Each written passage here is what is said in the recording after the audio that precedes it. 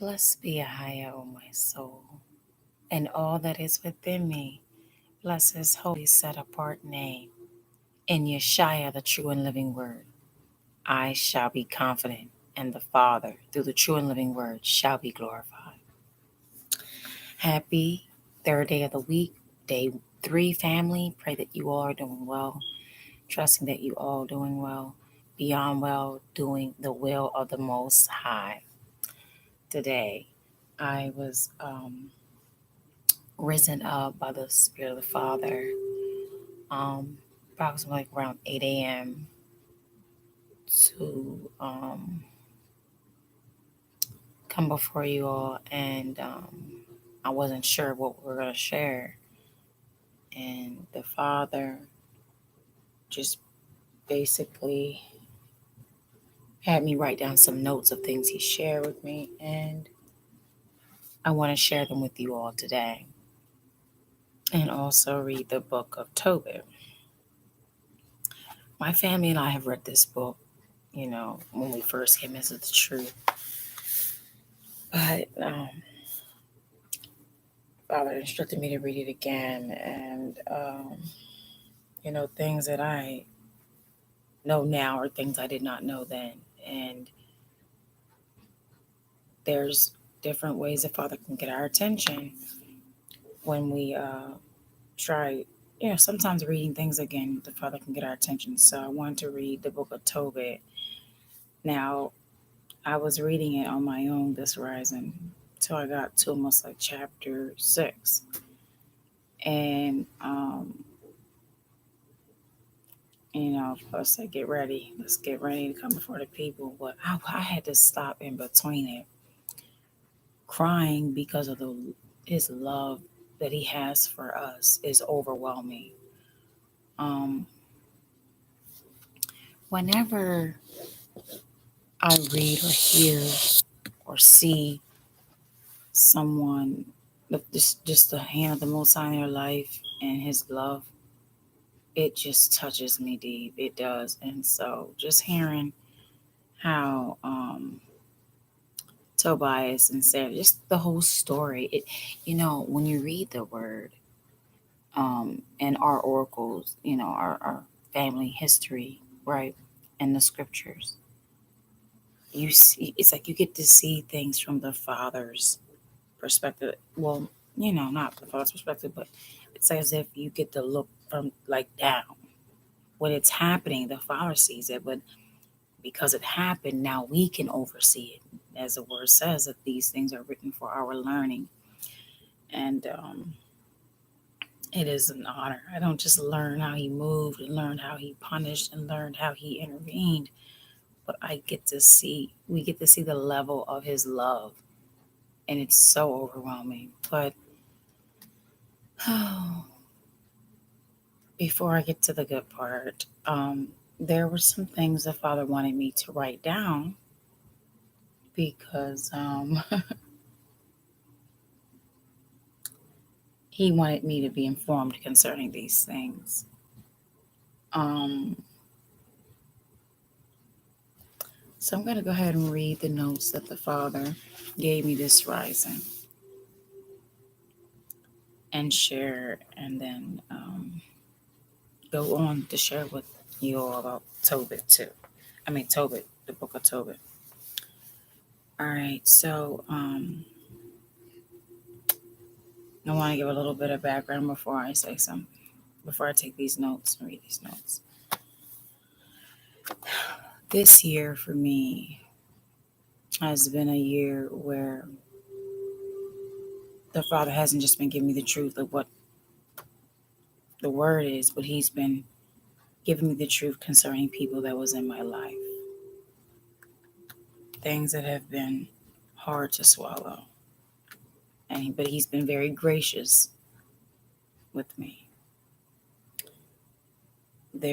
While I was in prayer this rising, there was a certain prophecy that came to my mind. And I told Father, I said, you know what? I'm ready. I'm ready for you to give it to me, Father.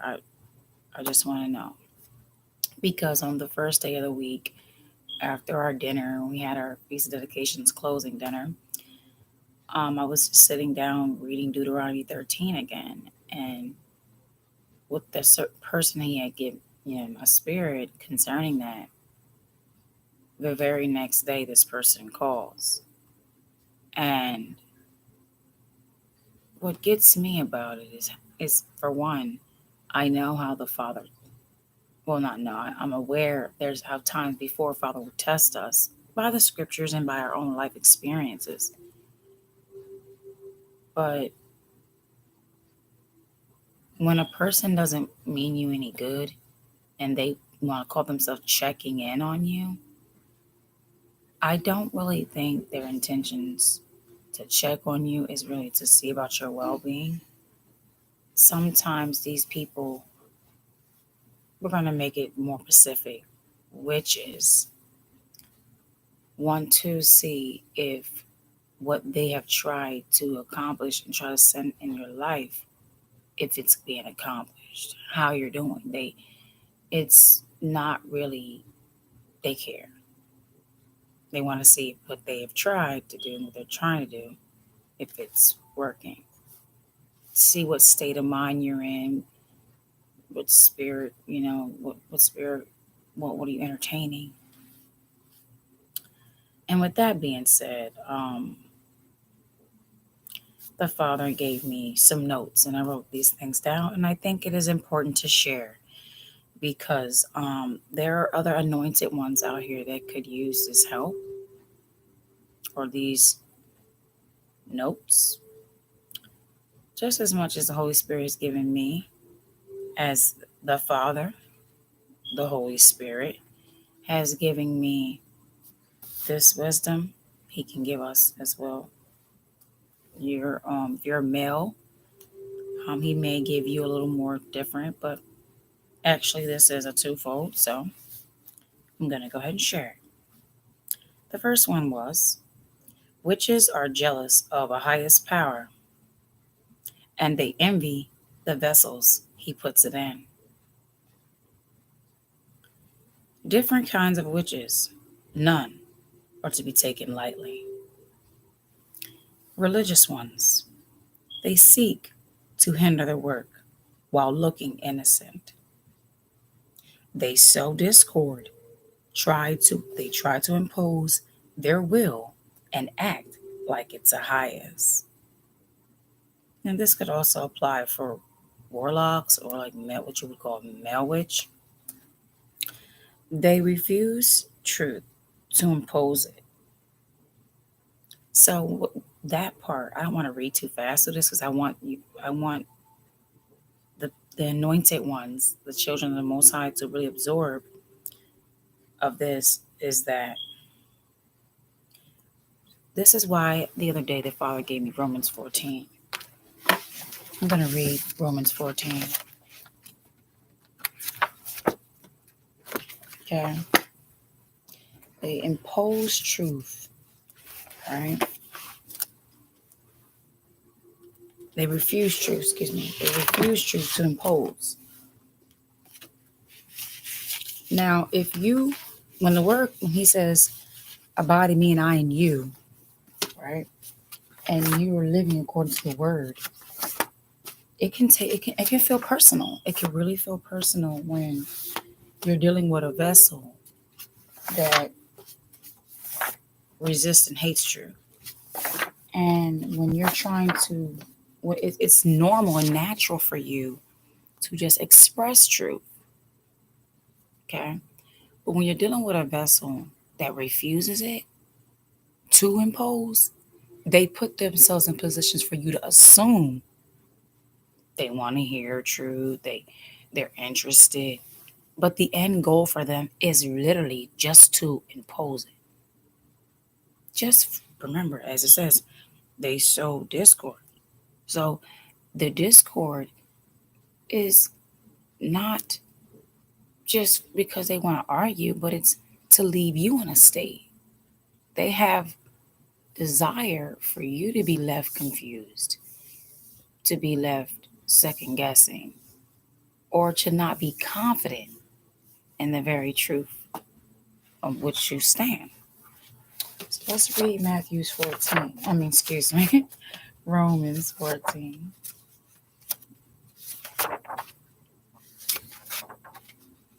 Okay. Didn't know I was going to go here, unless I would have had it ready. But so it says, him that is weak in the faith receive ye, but not to doubtful disputations. A person who wants to dispute in doubt. When you see a lot of, like the video I played the other last week with the video of the man saying that they titled the thumbnail as man says Holy Spirit is fake, but he actually was calling the pastor fake. And the mother brings him to the church, and the pastor or whoever that guy was trying to prove a point and keep his deceived sheeple, you know, in the stage. He wanted to receive him in his doubt when the Bible says to not do that. Now, if a person is weak, which means they're going through, they're not, they believe in the word. If you open the word to them and say, well, the word says this for this weakness, they're going to, okay, and increase in learning.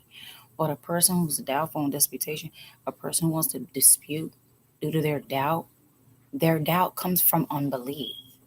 And their unbelief comes from their heart, which basically there's other things there. And not only that, the Father hasn't given them the ability to see. So just like Yeshaya, we gotta imagine he was stern, he was straightforward, he knew the mission he came, he knew he only came for a few. So he don't it doesn't matter how many times the scribes, the Pharisees, or the seducers or whatever, those sects of people would try to throw him off. He knew where they belong. He already knew what was of them. So he didn't receive anyone in doubtful disputation. So just want to make that mention. Um, so it says they refuse truth to impose it. Their intentions are truly evil. I think there's the Father by every note he gave me, it is intentionally in order. Okay, so I just want to say that. Second kind. So the first one we just dealt with was the religious ones and seducing ones. And I feel like the more I study this with him, the more I open myself to allow. And the free, first of all, it wasn't easy for me because I've always had a deep, I always abhorred witches. But when you hear the church and people address these kind of spirits, they've always wanted to title it Jezebel. They forgot about Delilah. And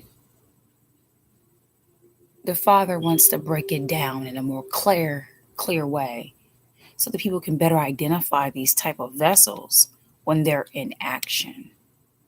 Notice he said in the beginning, there's different kinds of witches, and none are to be taken lightly. How to be taken lightly. So let's go on to the next one, which is seducing ones. I put Delilah as the spirit. He put Delilah on the chart here. Now we're not going to be like, okay, Delilah spirit, which means a seducing spirit has to automatically be attractive.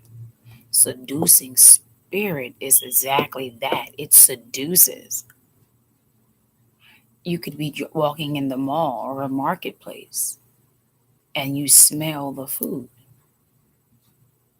and it's seducing you to want to come and buy it. So the seducing spirit is what these kind of witches operate to attract, to allure. Guess what? Some can have all of these. A religious one will not mind putting on a seducing spirit while acting like her will is the Most High's will, but it's actually her will. I want to say this as a disclaimer that The anointed ones are not fooled out here. By the Spirit of the Most High, we see the frauds, the phonies, the fakes, the pretenders, the actors. Even when you talk, we hear lies in your communication. Even if your mouth is shut and you're looking, we see that you're a liar. So, this is probably why they try to do undermining things, because if we see you, chances are the enemy has let you know you see us. Because as I woke up this rising, the Father reminded me and He said, to those that are precious to me, they become targets of Satan. But I got them covered. So, let's proceed to read. So it's the seducing ones, Delilah, basically a recruiter of Satan. The adversary uses all kinds of techniques to allure the eyes so the heart is blinded and the mind.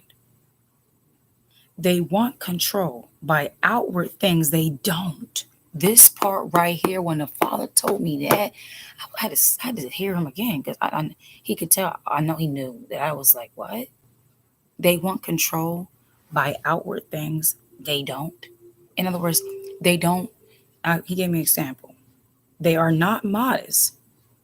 So, are modest or kept. So they try to control the ones who are. Now that was a little different. But a better breakdown would be they don't they, they're not modest in their appearance. So they don't control their body. They don't control their will to be seen. They're out of order. They allow their appearance to be spoken before they open their mouth. Their appearance is supposed to give an account, and it does, of the kind of woman they are. And like I said, it's also males, men, because people think about seducing, they automatically assume it's a woman. Men seduce, and you have to not notice the first thing the Father told me is that there's different kinds of witches, and none are to be taken lightly. None. Religious ones, seducing ones. This is the ones we went through so far. They ought to be, because last night I prayed a prayer. I'm going to keep it real. And when I prayed it, I had completely, my faith was all the way turned up that He would hear my request concerning this subject here. Because someone would ask you, well, what's one thing you really cannot stand and you cannot tolerate? And I wouldn't be able to put it any plain. It's those who are deliberate vessels of Satan. And then try to be settled. Then try to disguise themselves. I can't stand those guys. Basically would be those who are religious ones. The religious ones that try to decorate themselves.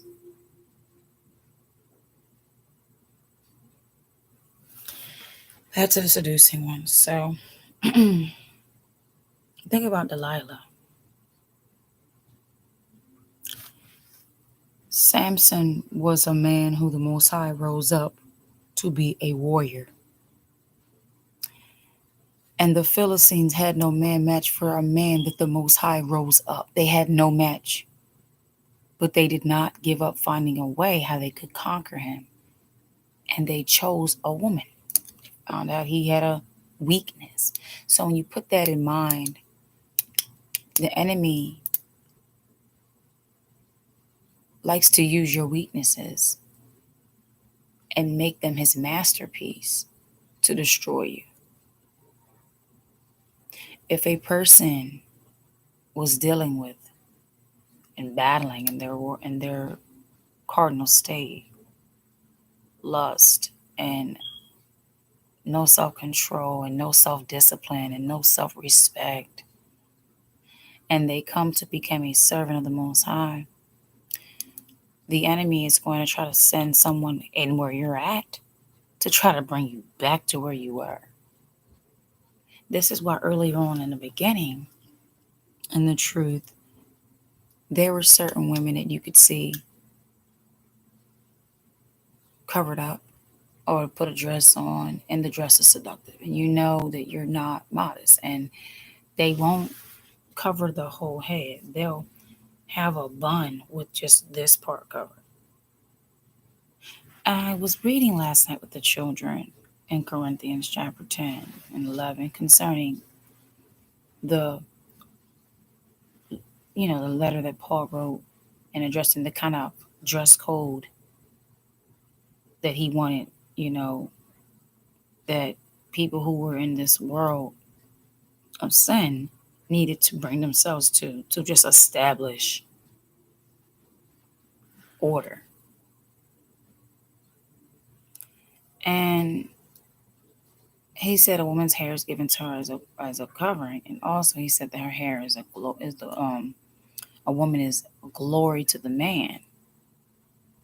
So when you put that in mind, it goes to show you that in the setting of worship, the woman is not to be seen. The woman not to be like, okay, shut up, be quiet, but your beautiful attributes only need to be of the inward expressed amongst the body. It doesn't need to be you trying to be seen for what kind of dress you have on or your hair, because these things are seducing spirits. Women like Delilah and women of the like of the world, they use these things to allure a man.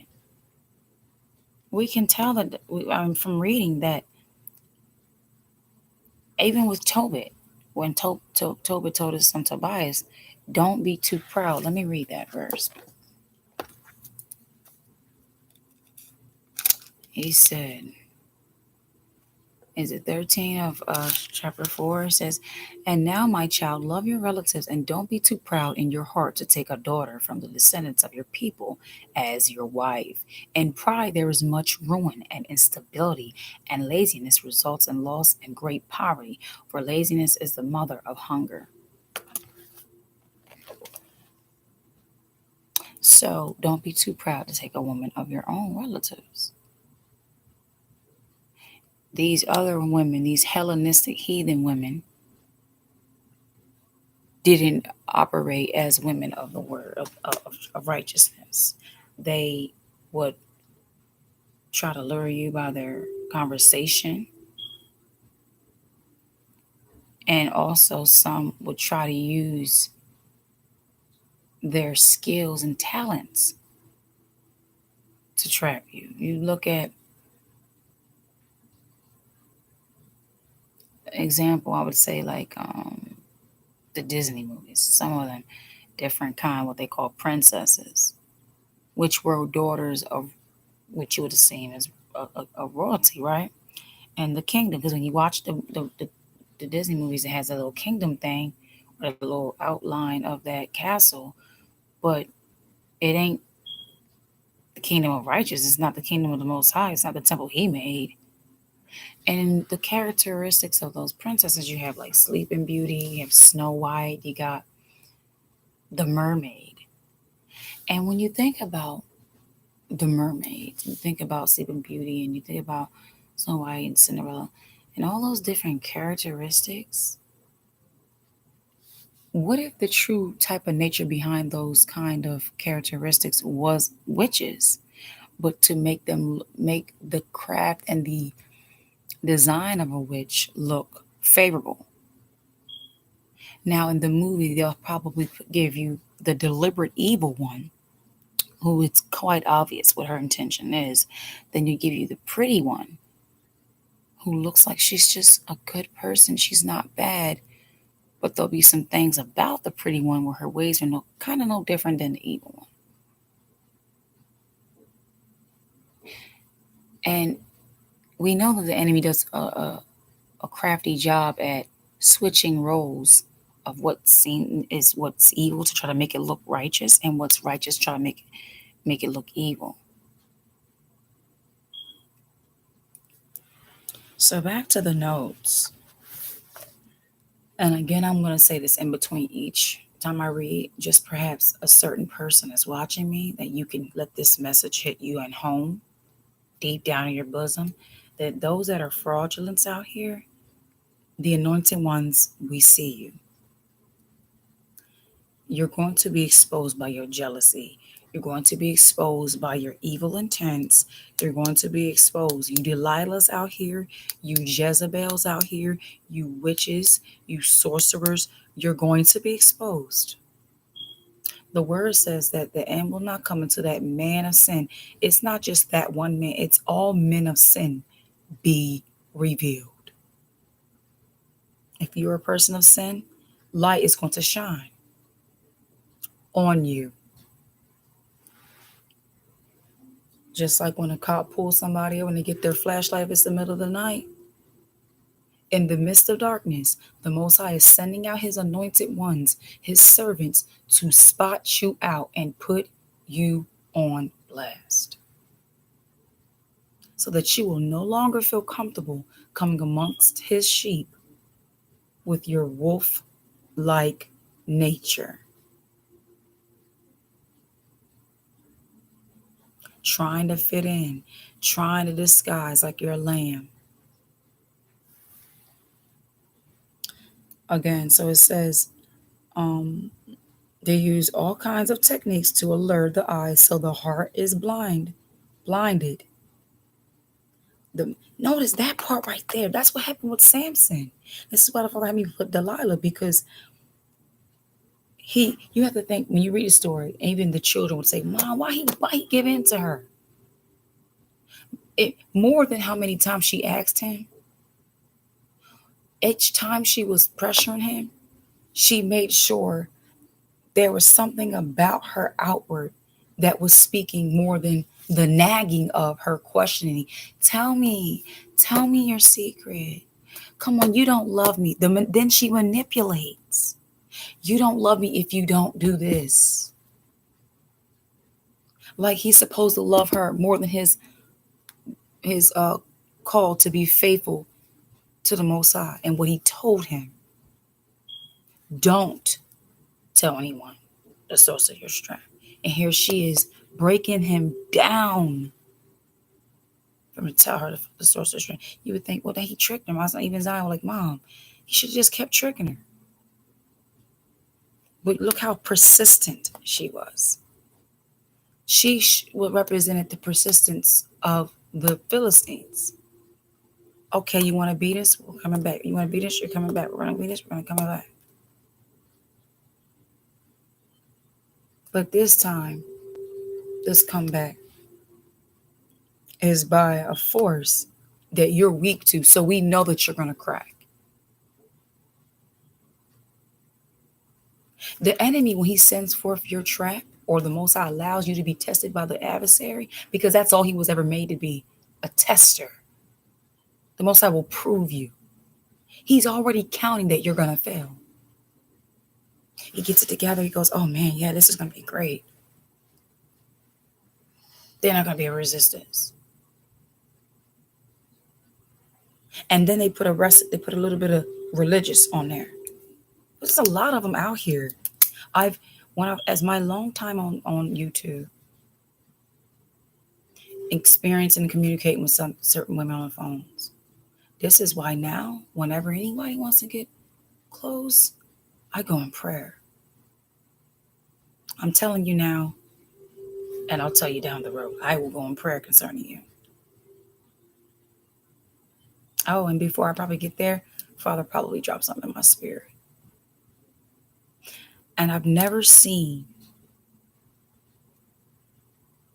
Christian church or something, but I've never seen such bold, wicked, ugly women, witches. And so I started dealing with certain people on YouTube. And the crazy thing about it is that they saw me before They recognize, they know before we have an idea of who we are in the Father. And while you're trying to figure it out, they're not wasting any time.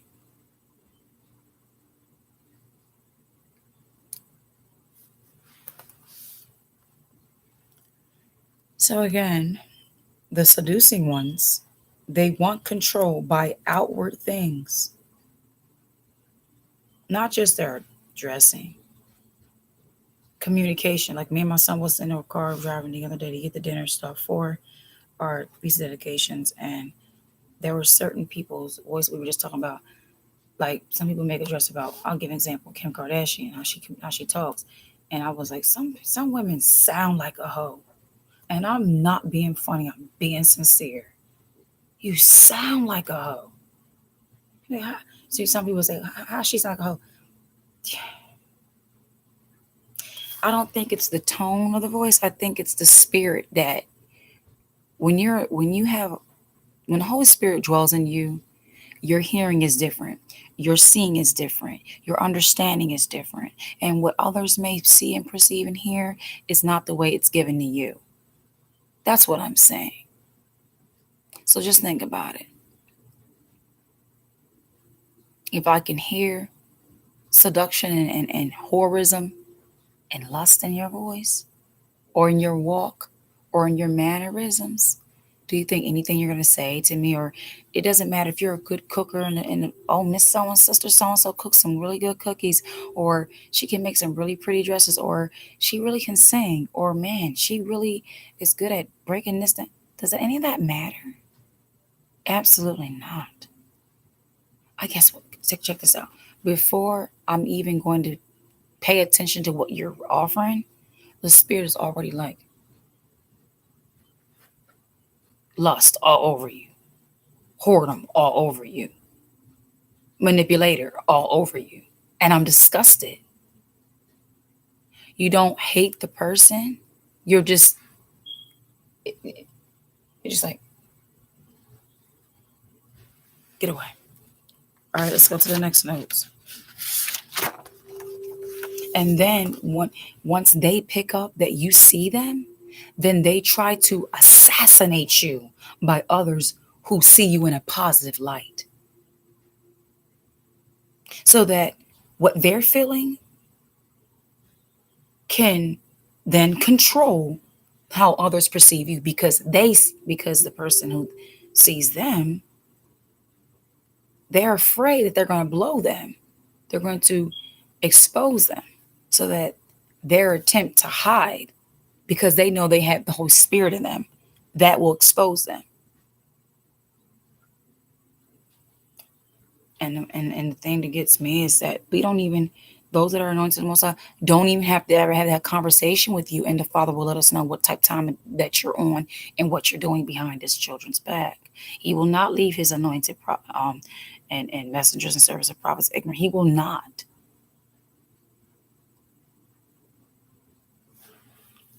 So it says seduction from these kinds don't just affect men, it's twofold and hinders women as well by influence, insecurities, doubt, and intimidation. Now, in the beginning, Father gave me, it said the seducing ones are recruiters for Satan. So you think about a recruiter, right? They're not going to hide what they're in trying to bring you into. It's very obvious. Like when you see, military recruiters, they got their little standout. They show you all the benefits. They present to you all the good stuff. They're not going to show you the mourning, grieving families of those who lost their loved ones, and how your service is literally a sacrifice. Okay? When the word tells us to present our bodies a living sacrifice, so as well as the government wants your body as a living sacrifice. Correct? Correct. So when women who are kept and modest, you look at the Kardashians family as a whole, how they have been home wreckers, right? And how they have been what they call agents in the industry to destroy a certain kind of men. I call those kind of women Delilahs and Jezebels. For one, they study those who they want to conquer. Then they try to put on those, they try to become those. Lips, butt, even the genders try to darken their hair to look like they are their sisters, as well as Chloe. Tall, big, awkward white girl. I'm just keeping it real. And the sad part about this is that every man that ever got with them, destroyed. Now, if you look at the story of Tobit, the woman Sarah she wasn't no Jezebel. She wasn't no Delilah. But evil things were happening. You can see by her prayer that, okay, she's not a set apart woman. Different from, bottom line, both things happen. Something evil happens when these Jezebels and Delilahs come around, and things can go wrong when you're with the right woman. But there's a cause. Rather than her praying and asking the Father the reason for this, she just was praying to be taken. She's like, I don't want to live no more. It wouldn't have mattered if she understood. The point was she was tired of living with insults against her character and who she was. Delilah's, Jezebel's, seducing spirits, they don't care if they get a bad reputation. They'll just do another act to distract you from the truth of who they are. They're actors.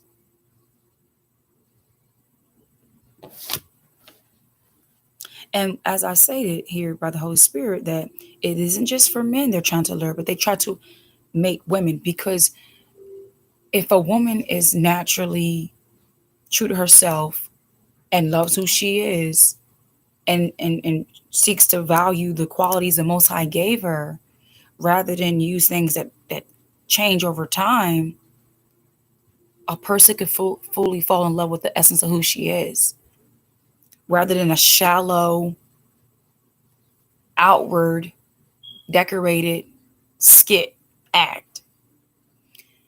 And so because those who do this fake stuff know that a woman like that is really valuable over what they present, they try to make this kingdom exalts those kind of women, so other women would think this is the epitome of what I want to become.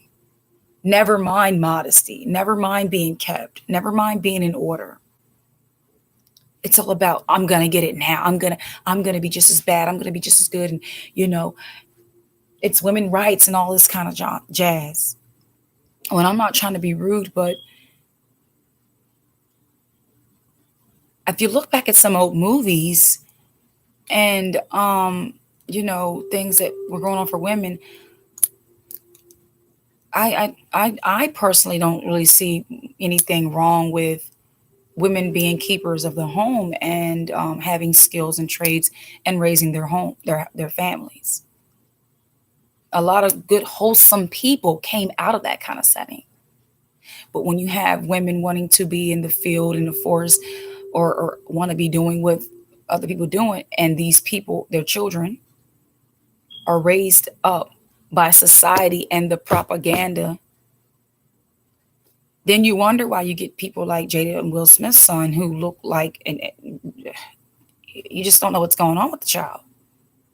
Pink hair, bugged out. People say, well, that's not right. You say someone's hair is pink, that's bugged out. Children who don't receive the structure and discipline and love and guidance, they will act out. And they do the most extreme things to get your attention. It doesn't matter how much money you make. If they don't get that, how was your day? Rather than, did you do your work? Did you clean your room? You checking for what they did rather than how are they? What's going on with them? Who are they? How are they feeling? Their expressions. So just admire their communication skills. Admire their ability to learn what they have grasped in these little bitty years they have been here so far. That's where you get back your feedback for what you invested in them. But if you're not investing in them, of course, you're not going to look for that feedback. You're just going to want to look for things that make you feel good as a parent because you've neglected those areas. So you just want to, you think a child's like a checklist.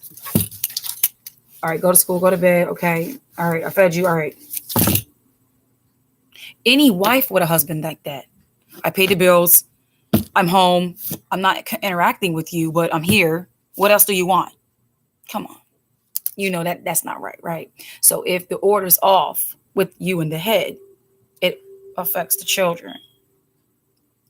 But when a woman begins to invest in those children, a real man will find that attractive. He will find, wow, like, look at that. That's beautiful. I might be putting her through. I might not be there for her, but she's still being what she's supposed to be.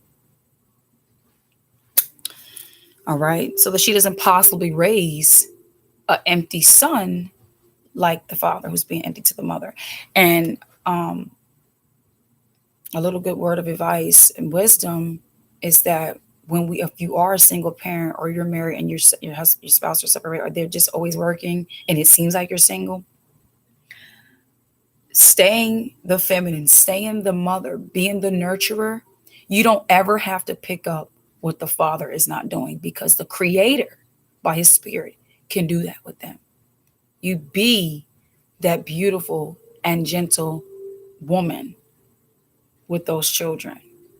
And when you're frustrated and stressed and angry or whatever, hurt, take that time to find something that is lawfully safe for you. If you got to have a cup of tea, have a glass of wine, get a soaking bath, watch something that make you laugh, comedy, go shop and treat yourself to some nice smell goods or, something like that. Or find a hobby, do some sewing, do some baking ideas. There's so many things you can do to relieve yourself from that void, as well as pray and worship in the meantime, and let the Father intervene on behalf of your lack.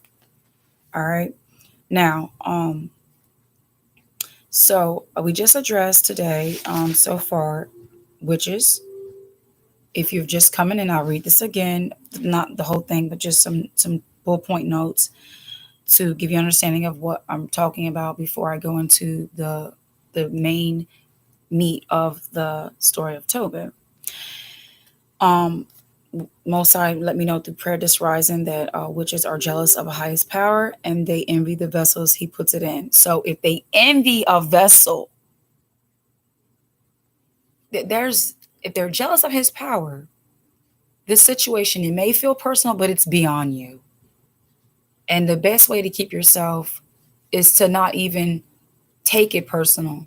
Understand why. Just like with David and Saul. David understood why Saul was envious of him. And this is why you see him trying to be merciful and long-suffering. But when it comes to witches and people that the Father shows you, what he has let me know, it is all well and dandy to shut that door, especially if it be family members. You are not obligated to put yourself in danger to let jealous and envious people think they have the right in your life. They don't have the right. Because if you're jealous of the power of the Most High, I'm not going to stop being who I am in him so that you can be comfortable. You're crazy. And when you shut that door, don't think for a minute they're not going to be banging at it and acting a fool and want to tear it off the hinges. But as long as that door is shut and you on the other side praising and worshiping, you're going to be all right. I'm not saying something I'm not doing. And Ahia will literally heal your heart that you do not pity them, as it states in Deuteronomy 13. If anybody wants to be a false prophet, you don't listen to them. If they will also be a hearer and one who, follows false prophets, those are the kind of people you don't really need around you. You can't trust them. because the source of their being is deception. And deceivers will try to, especially a jealous one, they're jealous of the power of the Most High, they'll try to make you think that you're crazy, or they'll try to make you think that which your power is not what it is. They'll do everything in their ability for you to operate in fear and doubt. And those two things the Father does not want his people to do. He does not want his children to operate in that fear, anxiety, worry, and doubt.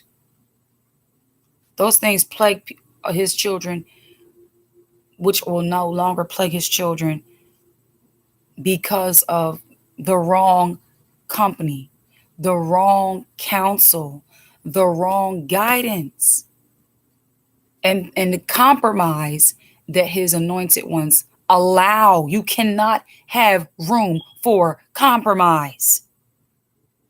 If they're jealous of the power of the Most High and envy of you because he put it in you, there's nothing you can do to fix them.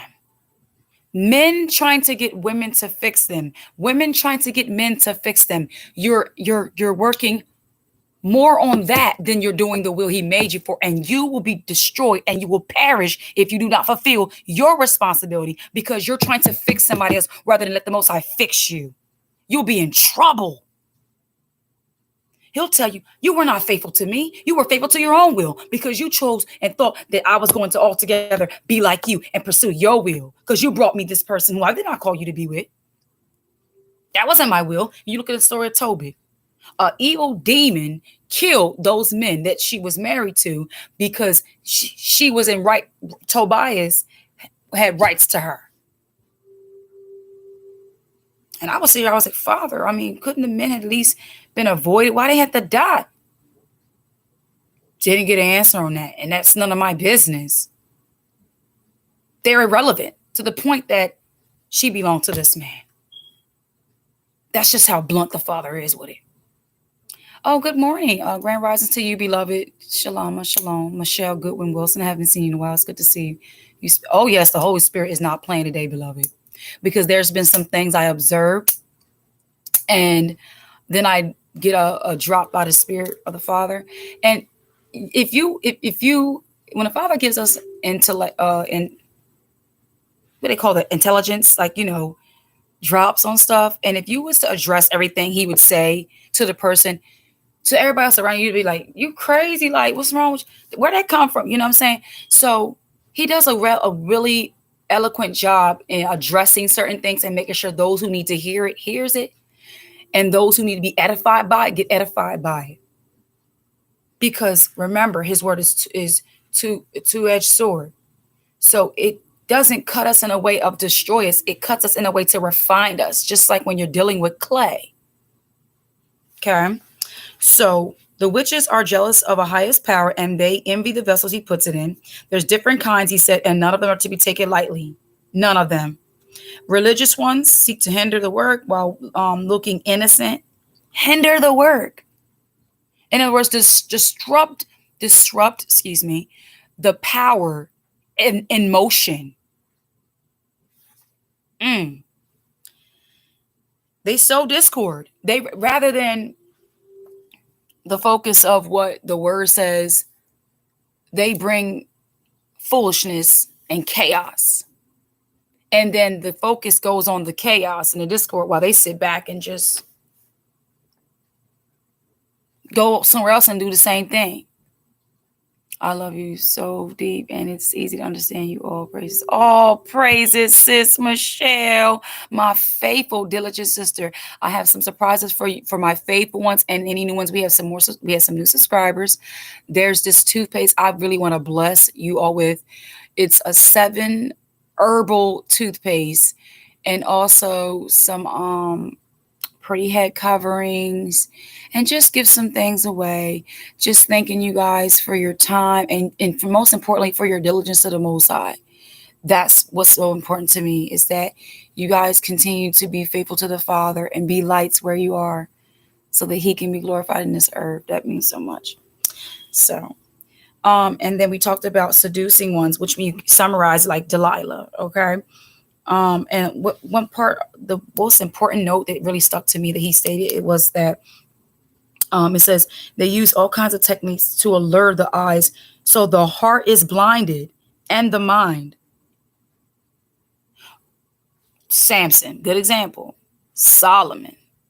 Once these women got to the place where they were able to get him where they wanted him to, as like our ancestors or those men who would get with the Caucasian white women who would be willing to get themselves lynched, get dragged, get castrated for a few seconds of lust. But the devil, the enemy, the wicked one, has caused her to look so desiring, so worth the threat, like so exotic and all this kind of stuff. Over here in the Western world, where our sisters are now wanting to wear straight hair, and not to say that there's not some sisters who, like, you might have a little more finer texture of hair, and if you want to straighten it, that's a sin. That's not a sin. If you want to straighten your hair and do different styles, so be it, because our hair is versatile like that. But however, deem that as the status of beauty. Like I said, the Delilahs, it's not just the seducing spirit is not just for the men, but it's also to offset the women. So if it's like, put Beyonce on the stage and she's what they call the queen bee, and you got the other girls around her want to be like queen bee. Now suppose queen bee starts going into sorcery acts and stuff like that. What are the women going to do? They're going to follow her that way. Agents of Satan. So, and they bring forth insecurities, doubt, and intimidations, influence of insecurities. Okay, that's what seducers do. All right. If a person has a gift or a skill, but they're being overlooked because of this person's outer, or they looking like they're more qualified. And our people, men and women, experience it in this world, amongst this nation, for jobs, for creativity, for inventions. And there's somebody else who you're like, how did they? And I just heard the other day by the Holy Spirit was like, truth is hard to receive, but lies are bittersweet. Lies always seem more appealing, but truth is overlooked. People will pay for, they'll go out their way, stand in line, lose sleep. My husband was joking the other day, was telling me, yeah, I remember when them Jordans used to come out, I used to have like 5 different sites up, had my credit card, all of them. I wait till that time, I press it, so I could get them Jordans. He said, now I had about 3 of them. He said, at least I had 3 to make sure I would get a pair. I'm like, dang. But nobody would go out their way to go high and low to hear some wisdom and some truth. Not nobody, but it's very rare that happens. What if I have alopecia? Does this mean exactly, sis? Now, it's amazing you say this. It's amazing you say this, because let me tell you something. I could take my thing off and show you. Okay, I'll just wrap it again. Okay, I got 2 wraps under here, but let me show you, beloved. Now I'm going to give you some. It's amazing you say this, because right here, I have had a bald spot. Because when I was a young girl, I got into a fight with this crazy girl because I had my first braids with beads, and I was so happy. The girl was like, you think you're all that? And lo and behold, she yanked the whole braid out. But then later after that, it growed in. My hair grew back in. And I used to put tracks in. And there's one time Russian wasn't paying no mind, and I had the track come all the way up here. I don't know why I did that. And when I used to snatch my tracks out, girl, it came right back up. But guess what I've been doing? I made, like I said, on a one-day preparation day, I made fennel seed gel, chai seed, mixed it with real aloe vera leaf, and avocado oil, sunflower oils, and mix that up. And I've been putting this on my hair, and already I can see like a little bit of fuzz. I feel them. I feel the hairs are coming in. So if you have alopecia, it could have come from times when we did relaxers, or because let me tell you, I think I have alopecia because like I would have pain, like my scalp is really tender, and next thing you know, it'd like be bald in certain areas. I never really had real bald spots, but like some areas, the hair you would see lost, like on the side here, there's another one on the side. And so I would even also peppermint oil, beloved, massaging hair. That's to treat it. But if you have to wear a wig to improvise, by all means, the Father's not going to judge you according to that. Because first of all, beyond your outward, if it's in order with His statue, you're okay.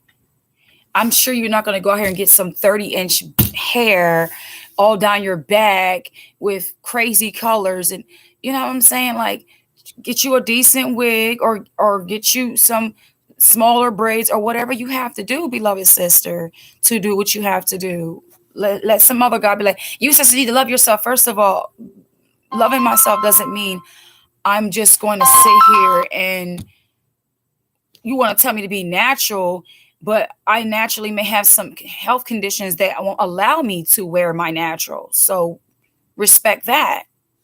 But there's a lot of men who don't get that part. But they're not the judge. They didn't make you. You were fearfully and wonderfully made by the Most High, and He gives His daughters creative ideas for, to accommodate their shortcomings or whatever like that.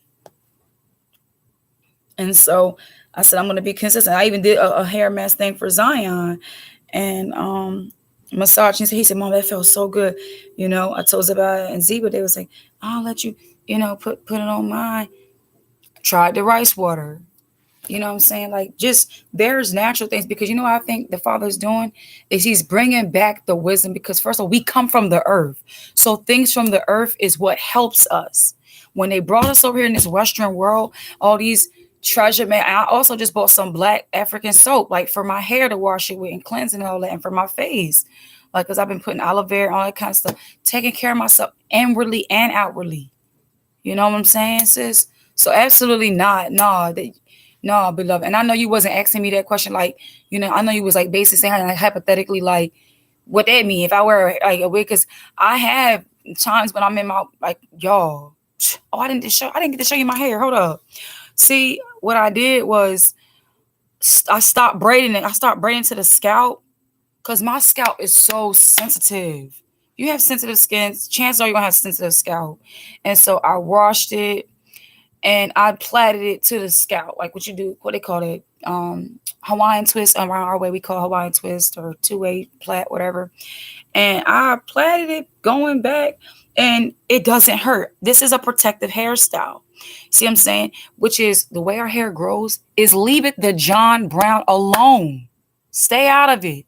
And if you have to put a wig on, then in between your wigs, take your wig off. Even every now and then, taking these head coverings off. It works the same as a wig. When the scalp can't breathe, it's like a plant. It needs air, daggone it. And just, wash it. Don't put a lot of heat to it. Like yesterday was the first time in like a year I put heat to my hair. Okay. Because after I put the chai seed in the fennel, my hair literally like my full texture came in. I'm talking about, it was woolly, like shrunk. I was like, oh my gosh, I can't do anything to this. So I washed it again. I put the chai seed in. As I put the chai seed, it helped stretch it. And I washed it out with some Jamaican castor oil detangling shampoo. And then I blow dried it out, brushed it out. And then I put the flat iron to it just a little bit, not straight, because you can see my ends, just so I could better twist it so it wouldn't be so puffy. And then I could put my head wraps on. I could do all different kind of styles. I just bought me a pretty gold head wrap. And I definitely have a go-to wig for inconvenience times, or if I want whatever in between. I definitely do have one. Absolutely, sis. Absolutely. And this wig is not somebody's long, obnoxious. It's just a curly wig. I was looking at some cute little like headband, kinky curly joints. I saw that was cute. I said, oh, let's try that, Do your little pineapple, boom, boom, boom. You know what I mean?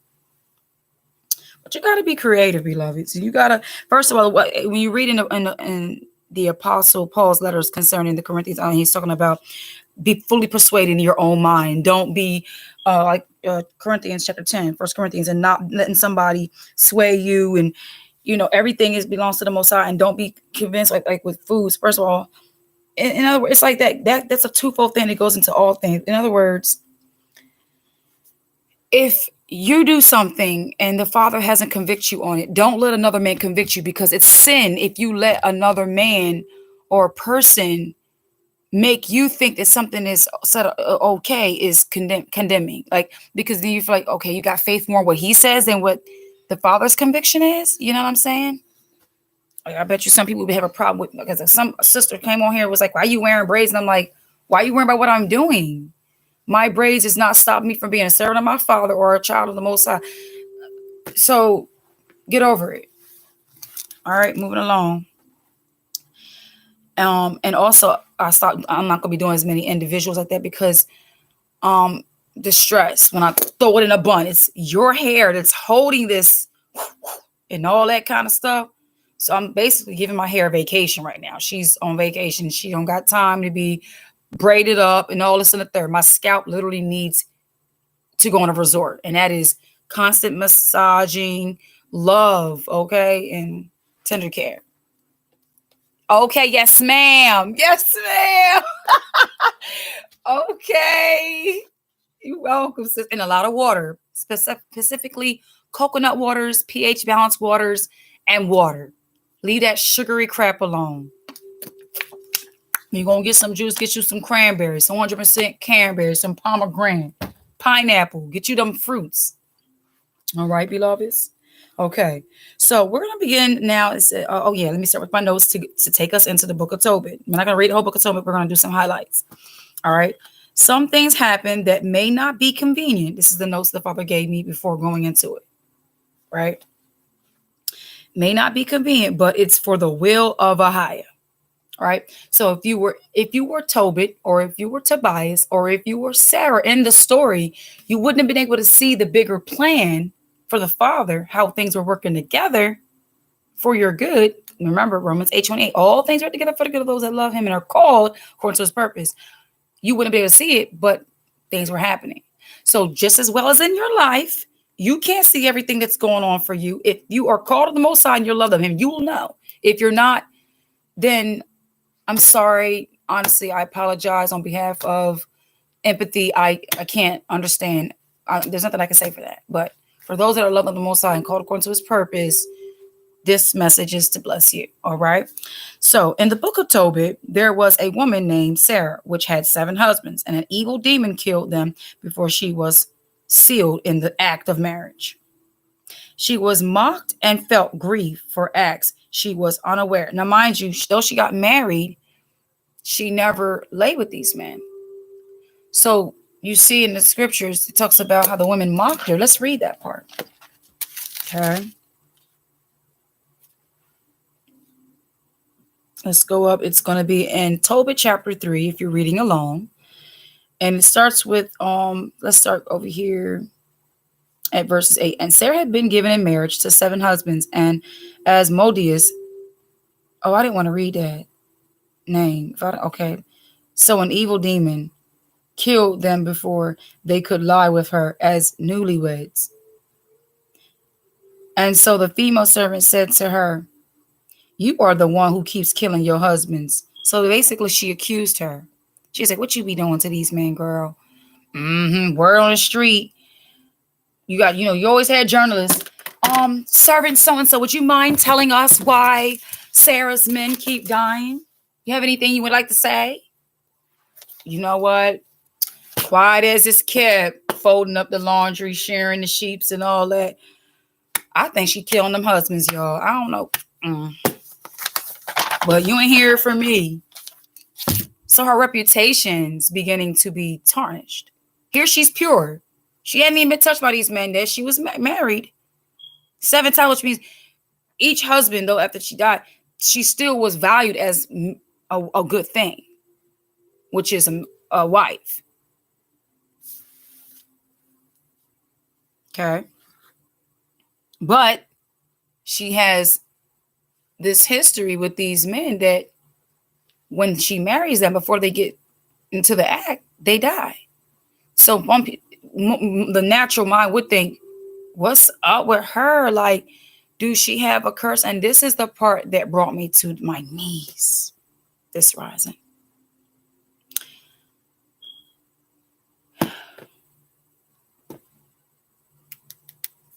I'm gonna keep that to the side because I want to stay on the post. And if I get to the end of it, when I get to the end, if the Father gives me a release, a clearance to speak it, I'll speak it. All right. So the female servant basically said, "Are you?" She goes, said to her, "You are one of the one who keeps killing your husbands. See, you have already been given to 7 husbands, and you haven't carried the name of any of them. Are you beating us because they have all died? Go with them, and may we never see a son of your daughters." So she began to get harsh with these servants. It didn't say she began to beat them. They asked, "Are you beating us? Like, are you coming at my neck? Are you telling me in a harsh way to, why didn't you do this right?" And she up in that room, y'all. She be bitter. I don't know. Did you hear Sarah today? The way she didn't even want to eat her favorite food. No, child. I don't know what's wrong with her. She didn't even ask for tea, or she didn't want to know. I mean, it's not the time of the month after. I mean, it's not the time of the month. Because you got to think about that.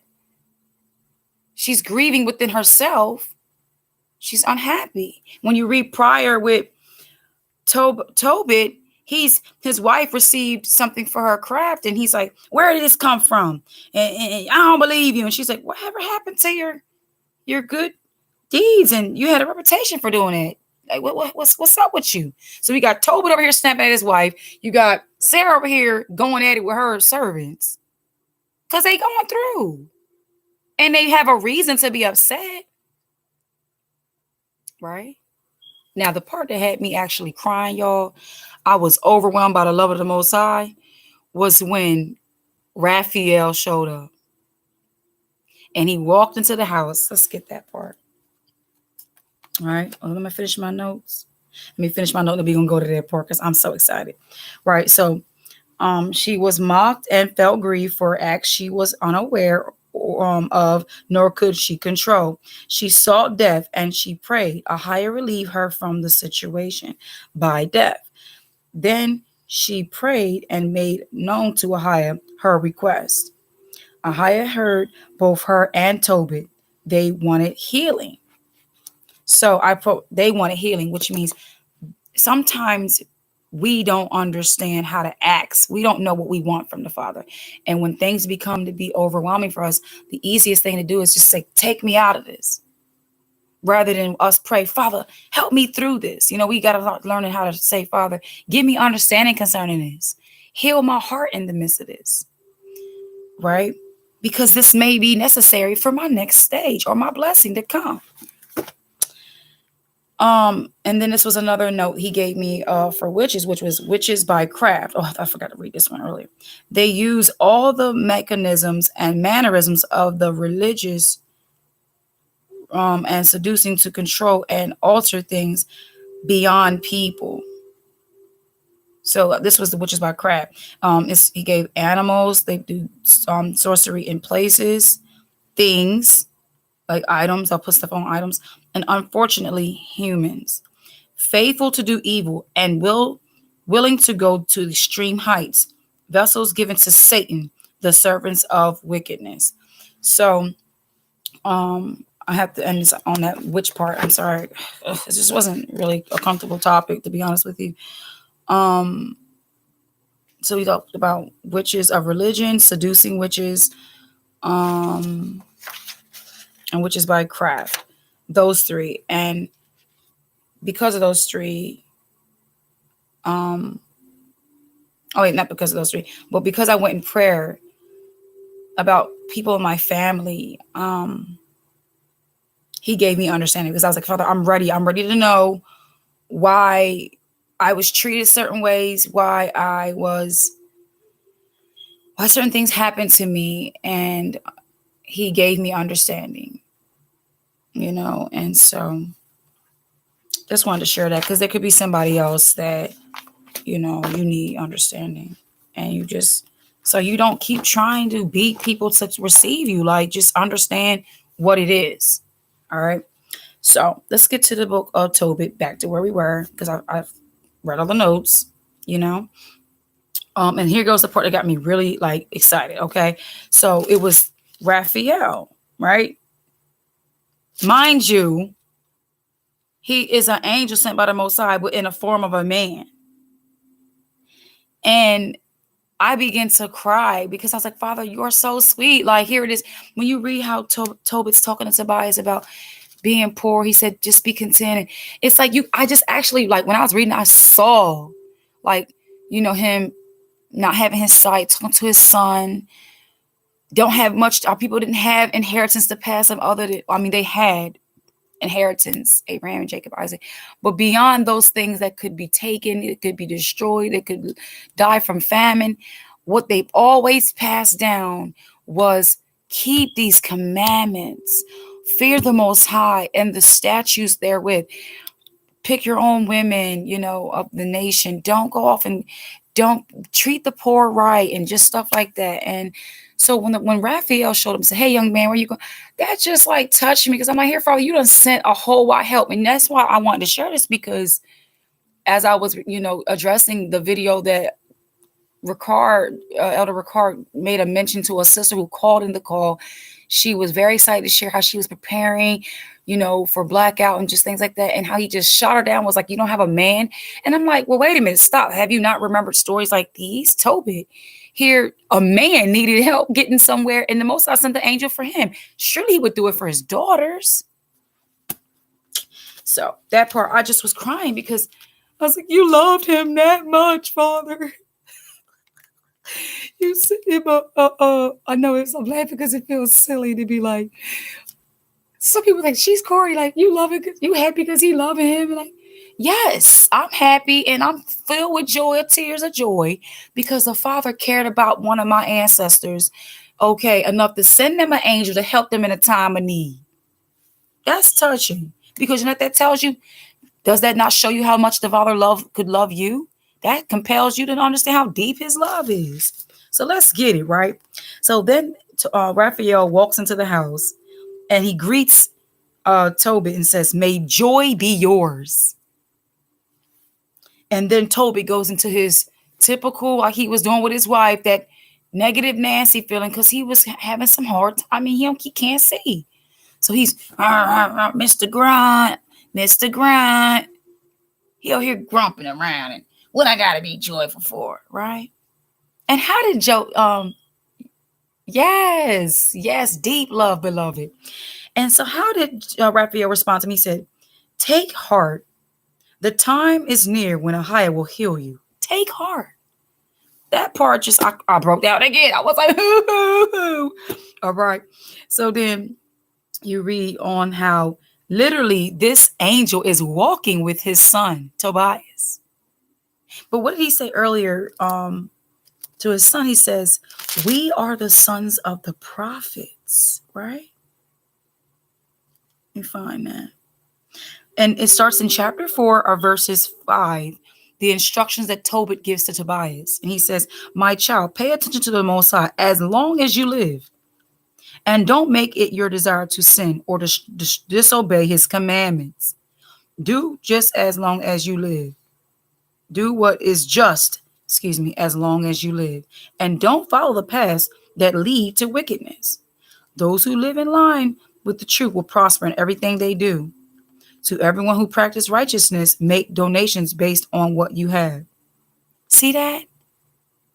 So when I'm seeing ministries, or not ministries, but I'm seeing like camps and people who think, because we've been in the Christian church and the acts of righteousness have been abused. So now they want to go to extreme and say, you don't have to pay no tithes, you don't have to get no offering. And that's not necessarily right, because they go to say tithes was never money. Well, if you look in the scriptures and it says, if your hurt or your increase be too much to take with you to Jerusalem, then shall you transfer it to money. And when you get to Jerusalem, you get whatever your soul lust and desire and eat it before the priest. So there was a time when there's a statue for how money is, but in the churches, because we are not a shepherd people, we don't have our own herds, we don't have our own, because we're in captivity. The land's been taken from us, so we can't give over what was given to us. So people get now from the field, people work, So they give according to the increase of what they have financially. That's now the way that you show appreciation. He just said it here. To everyone who practices righteousness, make donations based on what you have, and don't let your eye begrudge what you've given. And I had like more than any, like beyond money, it was Bibles. I was like, oh, because I've given some good Bibles. And the day that I got this very Apocrypha, I was like, I remember that one. Right, here I am reminiscing on that one. And all I had to do was open this Bible, and I had all 4 Maccabees in here. And not just that. Wait, there's more, my beloveds. I even have Psalms 151. And when they give you Psalms 151, it's not just Psalms 151, but it's also, let me just share this with you all. Psalms 151. Oh, wait, that's right around the Apocrypha area.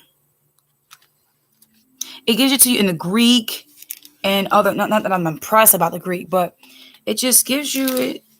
You know, it says books that when you get to the Apocrypha area, it says books that are in Greek and Slavic Bibles and stuff like that. Which means, isn't it quite interesting that our oppressors were able to have the books that we were not able to have? Isn't that quite interesting? I just find that quite interesting. But now today they don't really use them. But yeah, I'll stay on topic. But that was quite interesting. I can't really find 151 right now. I bought 2 of these. When I saw, I was like, whoa. Apocrypha, Bible with Apocrypha, because my husband, being where he's at now, he was like, he told them, you know, when they asked what's your religion, he told them he keeps Sabbath and all that kind of stuff. He was like, they said, you Jewish? He was like, no, I ain't Jewish. And they gave him a Bible with the Apocrypha in it. On government grounds, they gave him a Bible. I said, how you get one of them? I ain't got one of them. So you'll see, look, books included in Greek and Slavic Bibles. Look at that. Included in theirs. But the English Bible, which is KJV, they took it out. That go to show you where because English is like one of the predominant languages now. You know why? Because majority of Jacob speaks that. So when we began to start reading again, they wanted to make sure we didn't get this truth in the English. Father still gave it to us. All praises. Let's proceed, right? So don't turn your face away from any poor person, and the highest face will never turn away from you. So all these instructions he gives to his son, you know, because he's ready to leave. He's in his act. He's, oh, woe is me. I'm getting ready to leave. Listen, son, gather around. He's thinking he's got, bless his heart. I'm not laughing at him. I'm laughing because it's so cute. Not cute in a way like, oh, but it's like, oh, bless his heart. You know what I mean? Because here it is. He is so fed up with the extent he's living with it, not being able to see light and see the ones he loved. So he just didn't want to be there no more. And he's preparing his son to go get some silver he had, you know, stashed up with a trustee. As in his mind, he's thinking he's preparing, make sure everything he needs, make his to-do list before he leave. And he's preparing his son for the blessing and his own blessing. I love it. So, and Raphael tells him the joy be yours. And then he goes, here is Tobit still being persistent. Now, what tribe are you from? And who's your father? I just want to know before you take my son anywhere with you, you know, just let me know. And he's like, why you need to know my tribe? You know, he says in verse 12 of Tobit 5, the young man answered, why do you need to know my tribe, about my tribe? Tobit replied, because angels ain't got no tribes. So here he going, let's see how he responds, right? He goes, Tobit replied, I would like to know in all honesty, brother, who your father is and what your name is. I'm asking about your tribe. I just want to know who your father is. Come on, I'm going to just get to the punch. Now, mind you, he can't see. So he needed more information to soothe his self. Okay. So they answered, I'm Azariah, the great Hananiah's son, one of your relatives. Tobit said to him, may you come in health and safety, brother. Don't be offended, brother, that I wanted to know the truth about your family. But when you happen to be a relative, now mind you, I'm reading out of the Apocrypha that's in common English. So you're like, wait, why was she? That's why, y'all. Because this one is common in English, all right? So just bear with me. So he goes, they used to go with me to Jerusalem. They used to worship with me there. And he busting up, oh, I know, y'all, I know, right? Yeah, so and all that, right? So the young man replied, I'll go with him. Don't be afraid. We'll depart safely and we'll return safely. This part, I cried again, y'all. I know. I cried again. It says, we'll return to you safely because the road is secure. You know, I saw at that point. Shalom, sis Bonita Murray. Welcome, sis Bonita Murray. I got my two veteran sisters in the building. Michelle Goodwin Wilson. I got Bonita Murray. Come on, sisters. Let's break this bread. So we reading out of Tobit, sis. We in chapter 5. We all the way down here at where Raphael says the road is secure. I cried. I was like, you know why I cried? Because he said the road was secure, and I saw the angels that go before him that was on, like, I'm going to show you.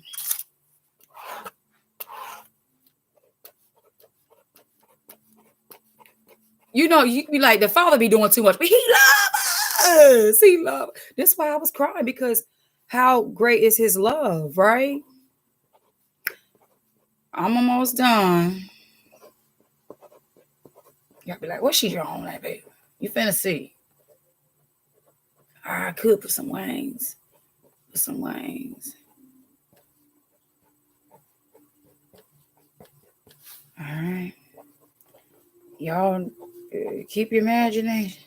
Father, I pray that you give them the clear vision of this picture here by your spirit. Name is shot. For those that are viewers, Father. All right. So this is the little house. Okay. Not an inkling without an angel on standby. And guess what else? They were to stay there until he returned. See how much he loves us, daggone it. What you be out here stressing about? The devil is a liar. He definitely does. When he said the roads are secure, because remember, there's angels that have angels under their command that come with a company. While they're doing this, their post is to stand right here. It don't matter. Including the one that was with him from the time he was born. All praises to the Father. Y'all better give him the glory on that thing.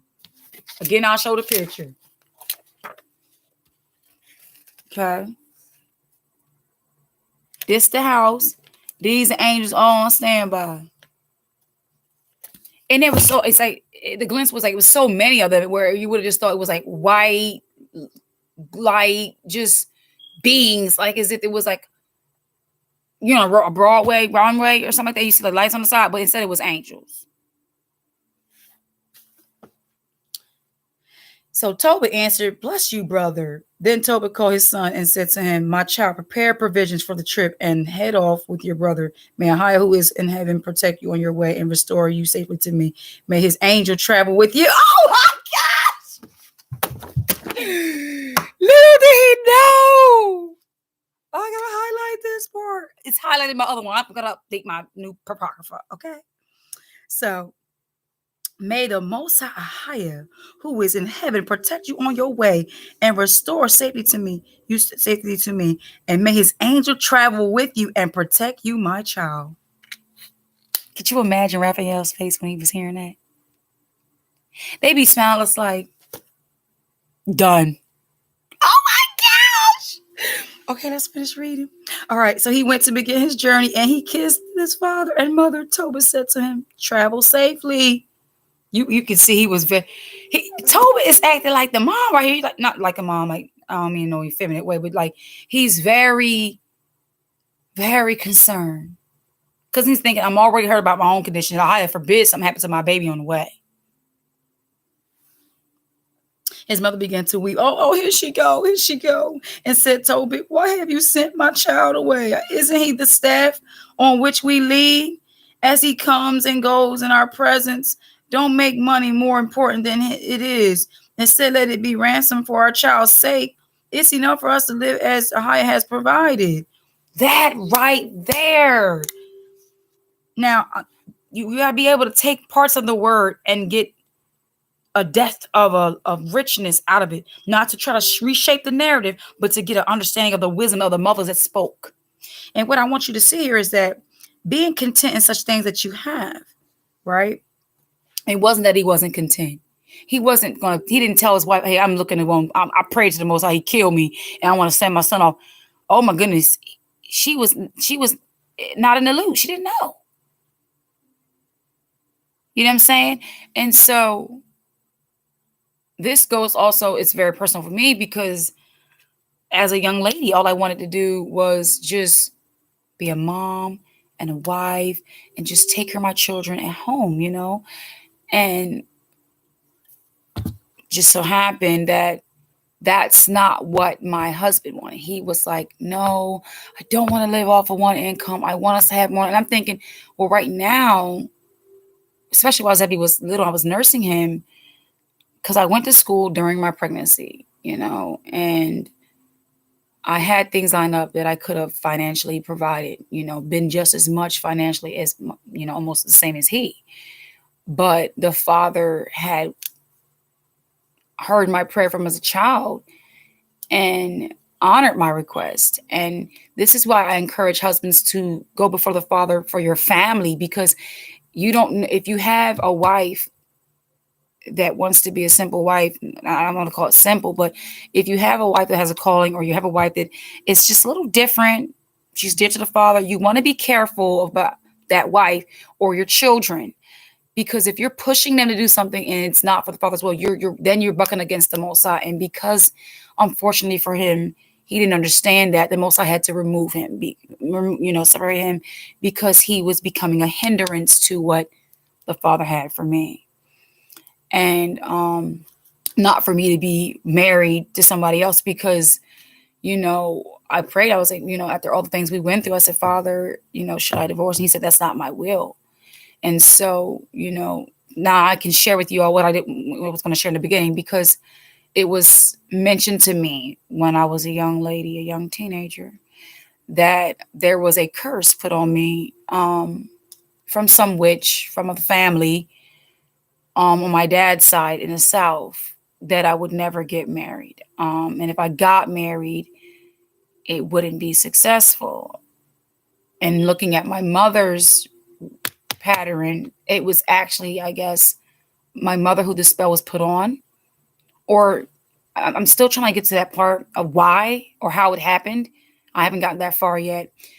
But I remember what's been kind of sticking to my head was that my mother, when she was in college down in Clark, Atlanta, she, as a Christian, led a witch into the confession, and she gave her life to Jesus.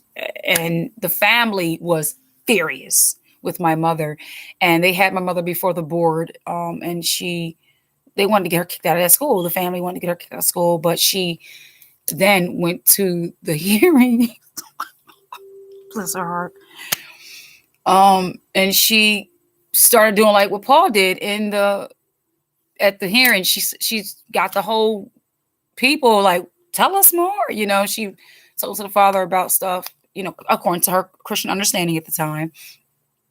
And I've come to find that because they could not get my mother kicked out, the school board meeting and everything was like converted, kind of, they was like touched, and they allowed her to stay. And then she also used to have little college dorm Bible studies on her dorm floor. And so she never got kicked out. So knowing that what they intended to do didn't work, I'm sure they probably tried to do something to my mother, because it was told to me of this lady from a church up here that she said a curse was put on me that I didn't ever get married.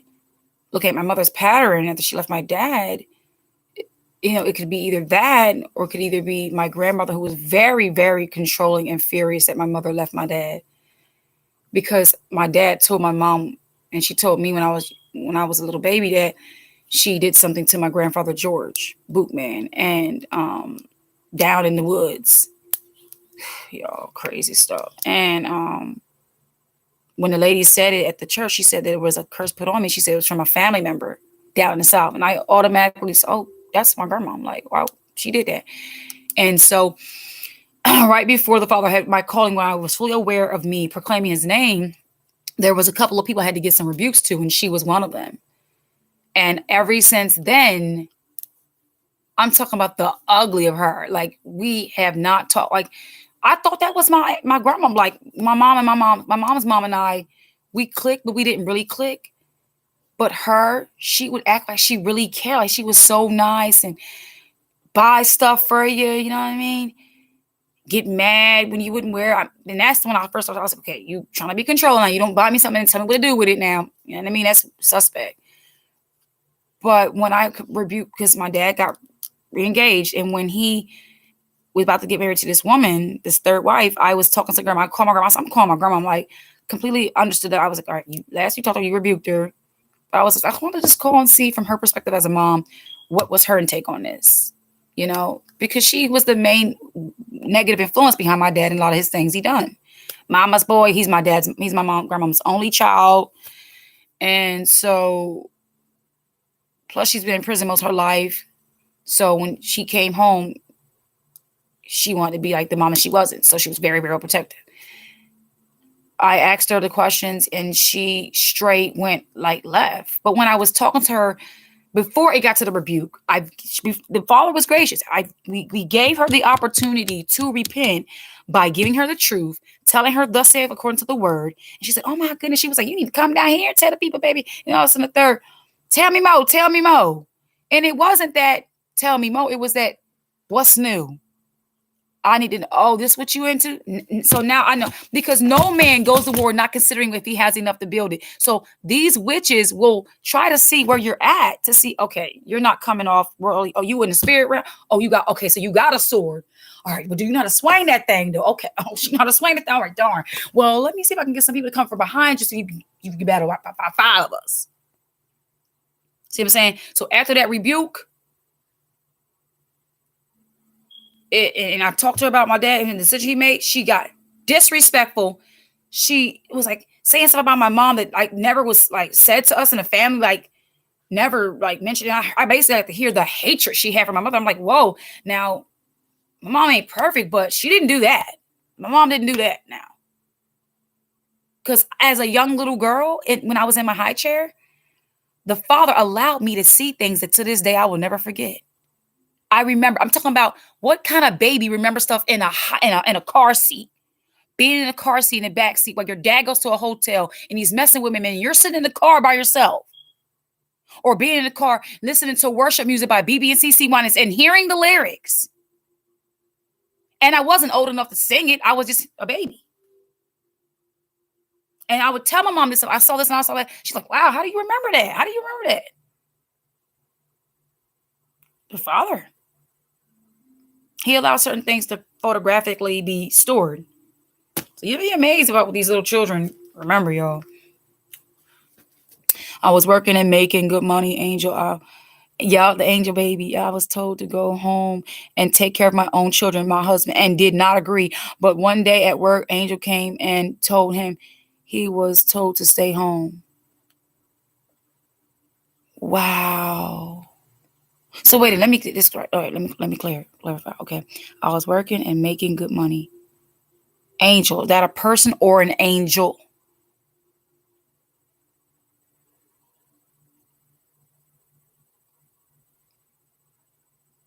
Angel. I was told. So the angel told you to go home and take care of your family, your own children, and your husband. And your husband did not agree. Okay. But one day at work, the angel came and told him he was told to stay home. Whoa. So the angel told your husband and you. Because that's something, because my husband's retired. And I was like, oh, when I got married, I was like, this would be wonderful. We can really enjoy each other. Because I like to be, like, I feel like I want to do everything with my husband. Like, let's do this together. Let's do that. And he just was like, I need my man space. I need to go to the gym. And then you at the gym and I'm like, where you at? You coming back? I'm like, was you looking at somebody? I was a young wife then. As a young wife, a lot of things I would do kind of irked him. You know what I'm saying? I would tell him now, I was a young wife at that time. I didn't know, because he really was faithful to me until I started getting some dreams. Things that would have only been revealed to me by the Father, because there's some people that will do stuff and they will never confess it. And they'll forever be sick because of it too. Because you have hidden sin inside of you. You're not going to be whole. Father can't forgive you if you hide your sin. And I confess my wrongs, but he didn't want to confess his so that I could forever be like the bad person. Some people just are manipulative like that. So, sis, Bonita, were you saying that? I'm going to give you some time because you could be still typing. But my question was, did an angel tell you to go home? Excuse me, sis. Did an angel tell you to go home? That's what I'm reading. That's from what I can see. Tell me about that. That's interesting. I love to hear these kind of stories. That's why I got so turned up when I was reading Tobit. And we've all, if you read the story of Tobit, you know what it is. But I'm reading it now with a lot more of the wisdom that I've gained through the time. That's why I like to read things when I first wake up, then come back and read it again. And you will be surprised what you can learn from reading it again. Like I've read Esther again, and I've read Judith again. Okay. So as you're typing, if you don't mind responding, when you get a chance, I'll continue highlighting through the book of Tobit. Okay. So then Tobit called his son and said to him, "My child, prepare provisions for the trip and head off with your brother. Who is okay? I read that. All right. So he went to begin his journey and he kissed his father. Okay. All right. We read that. That was the mom crying. Okay. So let's come over here to verses 21 of Tobit chapter 5. Tobit said to her, "Don't make such an issue of it. Our child will go safely and will come safely back to us. Your eyes will see him on the day he returns to you safe and sound. Don't overreact and don't be afraid of them, my sister. For him, my sister. A good angel will go with him. His journey will prosper and he will return safely." Wow. So I'm getting that. Okay, I'm gonna ask y'all. You ever encounter somebody and really a part of you says that's an angel, but they look like a whole person, but you interact with them according to their presentation of what the Father had them come as, but you'd be like, something about this, you know what I mean? Like, you ever had that kind of encounter? Because when I was reading this, the Father remember my friend I had on here, y'all, that friend? I can't remember his name. McDowell, something. McDowell. Anyway, because when I first went up to him to give him a pair of shoes, he said to me, "Where are you from?" And I said, "From above." And he smiled and began to laugh. That moment he did that smile and laugh, it was like, he know the Father. And then when he started talking, he was like, I asked him about the his opinion or his stance on the vaccination. He was like, "I couldn't do that. Father be mad at me." And he said, "Father."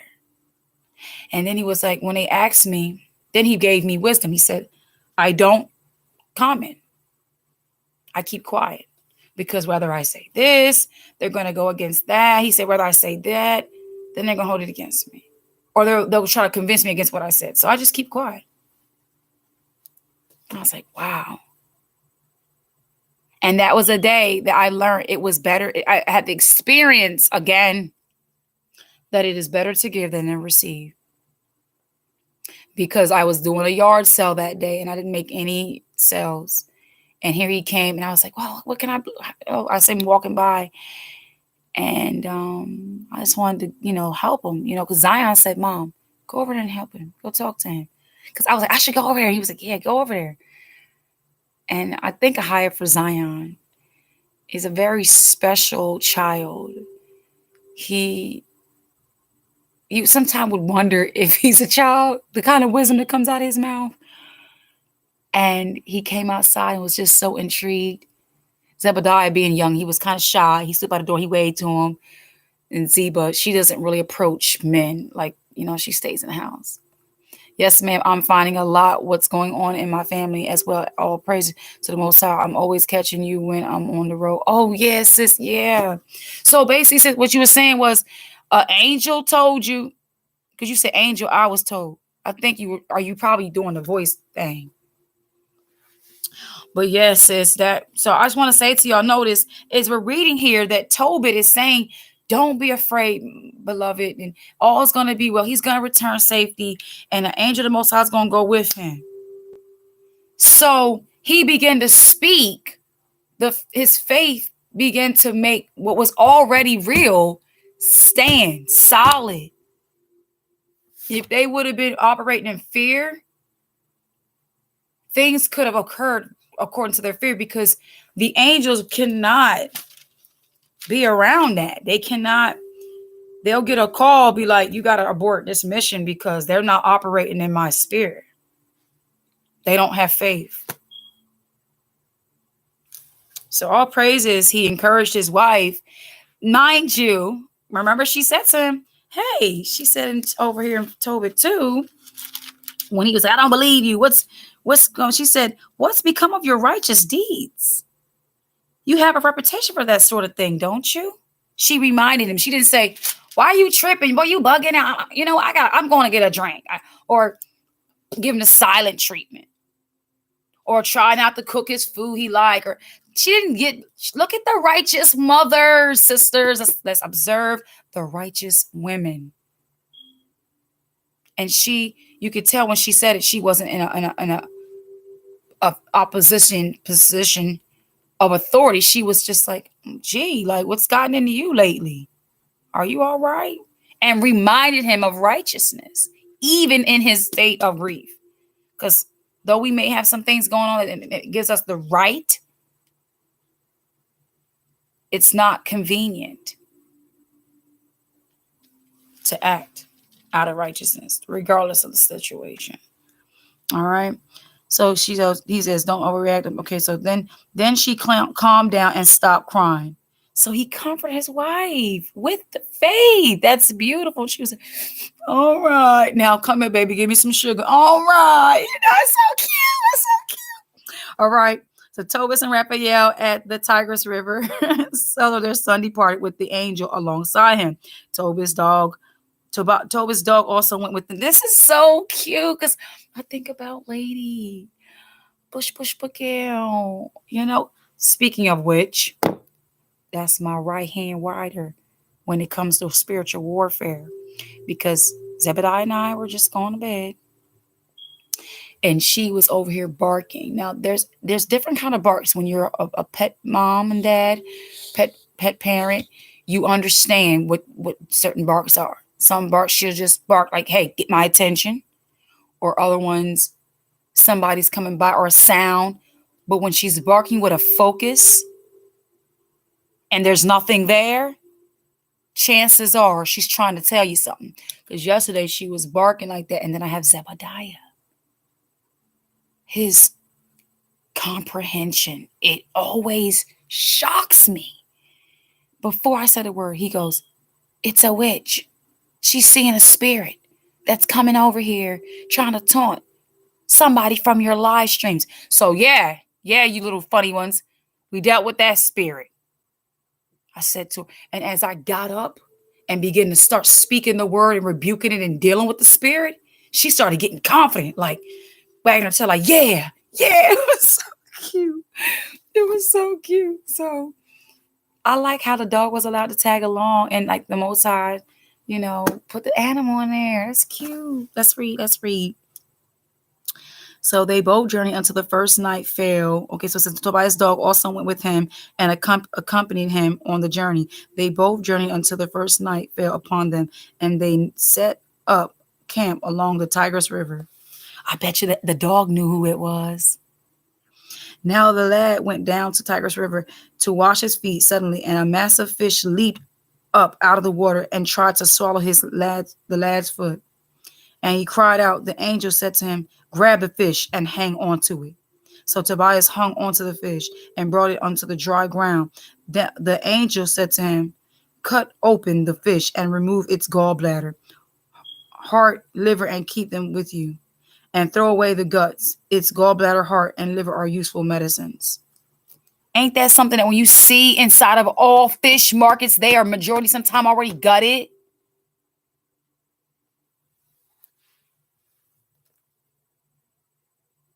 You probably have to go to China or somewhere where you see a whole wide fish and you wouldn't want to trust them fish. No tea, no shade. But over here in America, how common is it for us to find? I mean, you go your own fishing, but then they get a fishing license. We don't know what kind of large fish this was, though. Is it to say all fish or is it just a certain fish? Because this is a large fish. What large fish was this that he was able to grab? Our men were something back then, right? So, all right.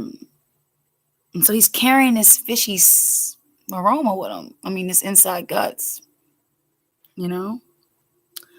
Then they both journeyed together until they approached Media. Tobit asked the angel, Brother Azariah, what medicine is there in the fish's heart, liver, and gallbladder? Like, he was curious, like, wise. A wise one asks questions, the right questions, right? Raphael replied, if you burn the fish's heart and liver in the presence of a man or woman under attack by a demon or evil spirit, the spirit will flee and never bother that person again. Now, a lot of people say they resist the book of Apocryphas because they say this is witchcraft. This is not witchcraft. Because witchcraft is the craft of, as we just explained, those that go against the will of the Most High. If you're trying to get rid of an evil spirit, and the Most High gives wisdom for these kind of things, when you look at the records of the prophets and different acts they would do, some people say, are they mad? For example, lying on your one side for some days, lying on the other side. Or walking around out in the streets naked. You know, just different stuff that the Most High would have his prophets do. We are a peculiar people. We're different. So nations, don't try to figure us out. And don't put your mouth on our stuff. She said, sorry, son, I'm driving to listen to this wonderful teaching. I was told, all praises. Thank you, sis, honored. I was told to stay at home. My husband didn't agree, but he said, angel told him on the job. Yes, I was told to stay home. All praise. Come on, sis. You better come on and lift him, sis. And your husband did what? Did he apologize? And, oh, man, I'm bad you're driving. Oh, sis, tell us more. I'm hanging on the edge of my seat. I love this kind of stuff. Praise the Father. I ain't the only one that had to stay home. And it's like, it's like, be content, beloved, because we really didn't have no lack. We were good. If it wasn't for his smoke at the time, we would have saw more money smoking cigarettes and then wouldn't have a drink because he was frustrated. And most of his drink, he reminded me, he said, well, Mom, Daddy told me he had to drink because of his pain. It numbs the pain, because of his medical discharge of the military and how he had torn ACL. And he, as a child, he fell from a telephone pole. I don't know why he was up there, fell from the pole and his back wasn't right. Oh, yeah, he fell from the pole and tried to jump on some sofas. You remember we was kids? We would do some things, but the boys would really go a bit extreme with it because I wasn't jumping on no dirty mattresses when I was a kid. I wasn't doing that. Wouldn't get me on there.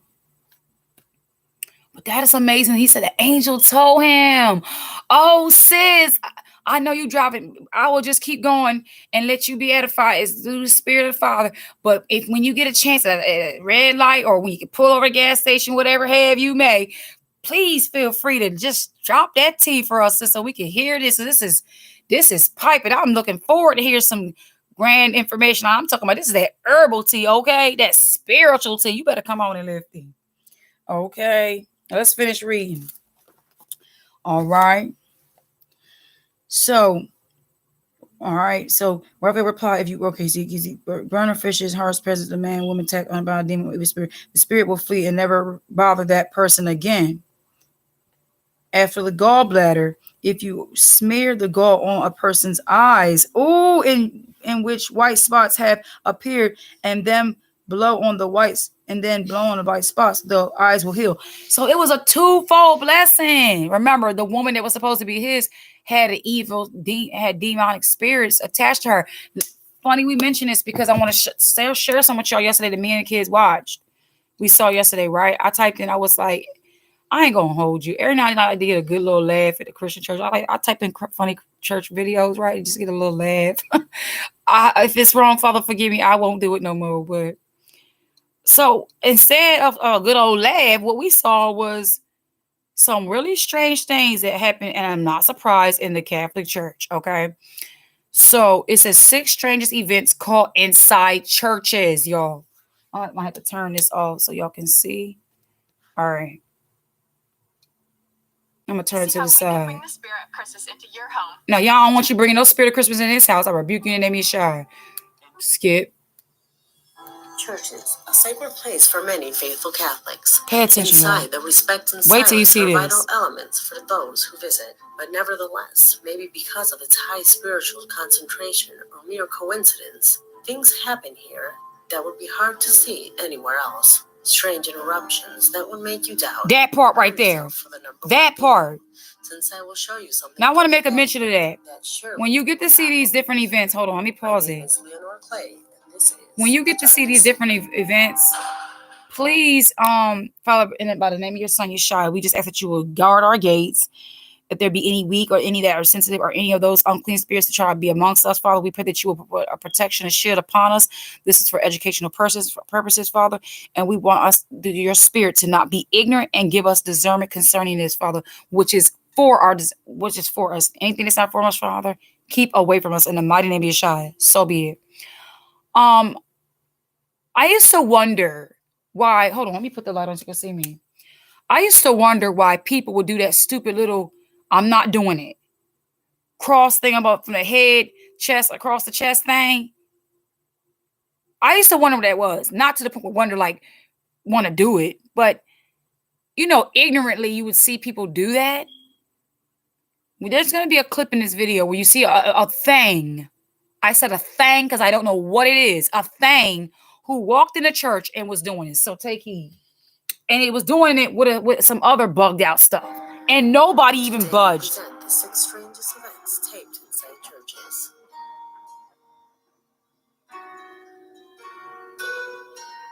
The darkest secret in association with Breakman Company look to give you the most terrifying and realistic videos that exist on the internet. If you know or possess material you would like to share, send it to our email you see on screen. What is that? Messages directly to our Facebook page. Oh, okay. And subscribe to see more content like this. Without more, let's begin. Number 6. Can you see it? Am I doing it right? In spite of many places it being forbidden to take cameras, inside churches to tape is very normal. Oh, this one. Overall, when you visit a popular church of another country, the architecture of these places and the recognized... This is abomination. Attention. And that's exactly what this man... Not supposed to be painting pictures. Years passed until a user with a lot of time on YouTube noticed that this recording had captured more than just the architecture of this place. What I am about to show you is very subtle. The only way to see it is by applying a considerable amount of filters over it. In the moment that a man records the organ of the church, when something ethereal passes through, without filters, it's impossible to see. Now you're going to see something like moving. See it? That's the same type of thing that was at the Astro World concert with Travis Scott. I didn't watch the concert. I saw something on TikTok where he was sitting on the stage and something proceeded from his bosom, from him, like that. See that clear, like cloud thing moving? As a shadow or as a distortion in the pixels. What do you think it can be? See it moving? Number 5. That's what came from Travis, and it went on a person. He was casting spells on those people. I don't care what nobody said. With that witch girl he with. If you have ever immersed yourself in a discussion with someone who believes in God, it's probable they've told you to speak to a priest or preacher, of whom the spiritual man close to God will open your eyes. No, they won't. For many believers, the won't priests tell me are that. almost sacred people. No, they're not. How can they not be if they dedicate their whole lives to their religion? Yeah, okay. But nevertheless, what you will see in this video, look at this weird sick devil here. You see that including the most sacred are simply men. And on this occasion, men quite perverted. That part. This video was captured in the middle of Mass by one of the parishioners seated in the front row. In it, you can see the priest preaching in Mass filled with witnesses, when suddenly, the movement in his hands leaves us to easily conclude that he was touching himself. There are those that say he was playing with his hands. that no one could be that perverted to do such a thing. And the mannerism of his hands motion, it's like you're really extra, like you're really like, whoa. Because he has a sick problem. This post is quite strange for different reasons, and the theory that can be made out makes sense. For some context, this is a VHS recording of a Mexican wedding. The person that was recording was focused on all the guests that seemed interesting, like this boy, but in a moment manages to tape something strange in the background. Seems like an object covered in the last seat. When the cameraman gets closer, the child moves his head. We can observe that it was about a person. When applying the light effect, look at that. We can observe that it appears to be now. Pay attention to that face, right? How it literally has hardly no face, no chin. It's about a bride that had died tragically in a car accident. No, the bullcrap. Right after leaving this same church. There are other people that believe that it was a guest to the wedding that simply... Bottom line, superstitions and stuff like that. Like, well, that's just rumor of what people stated.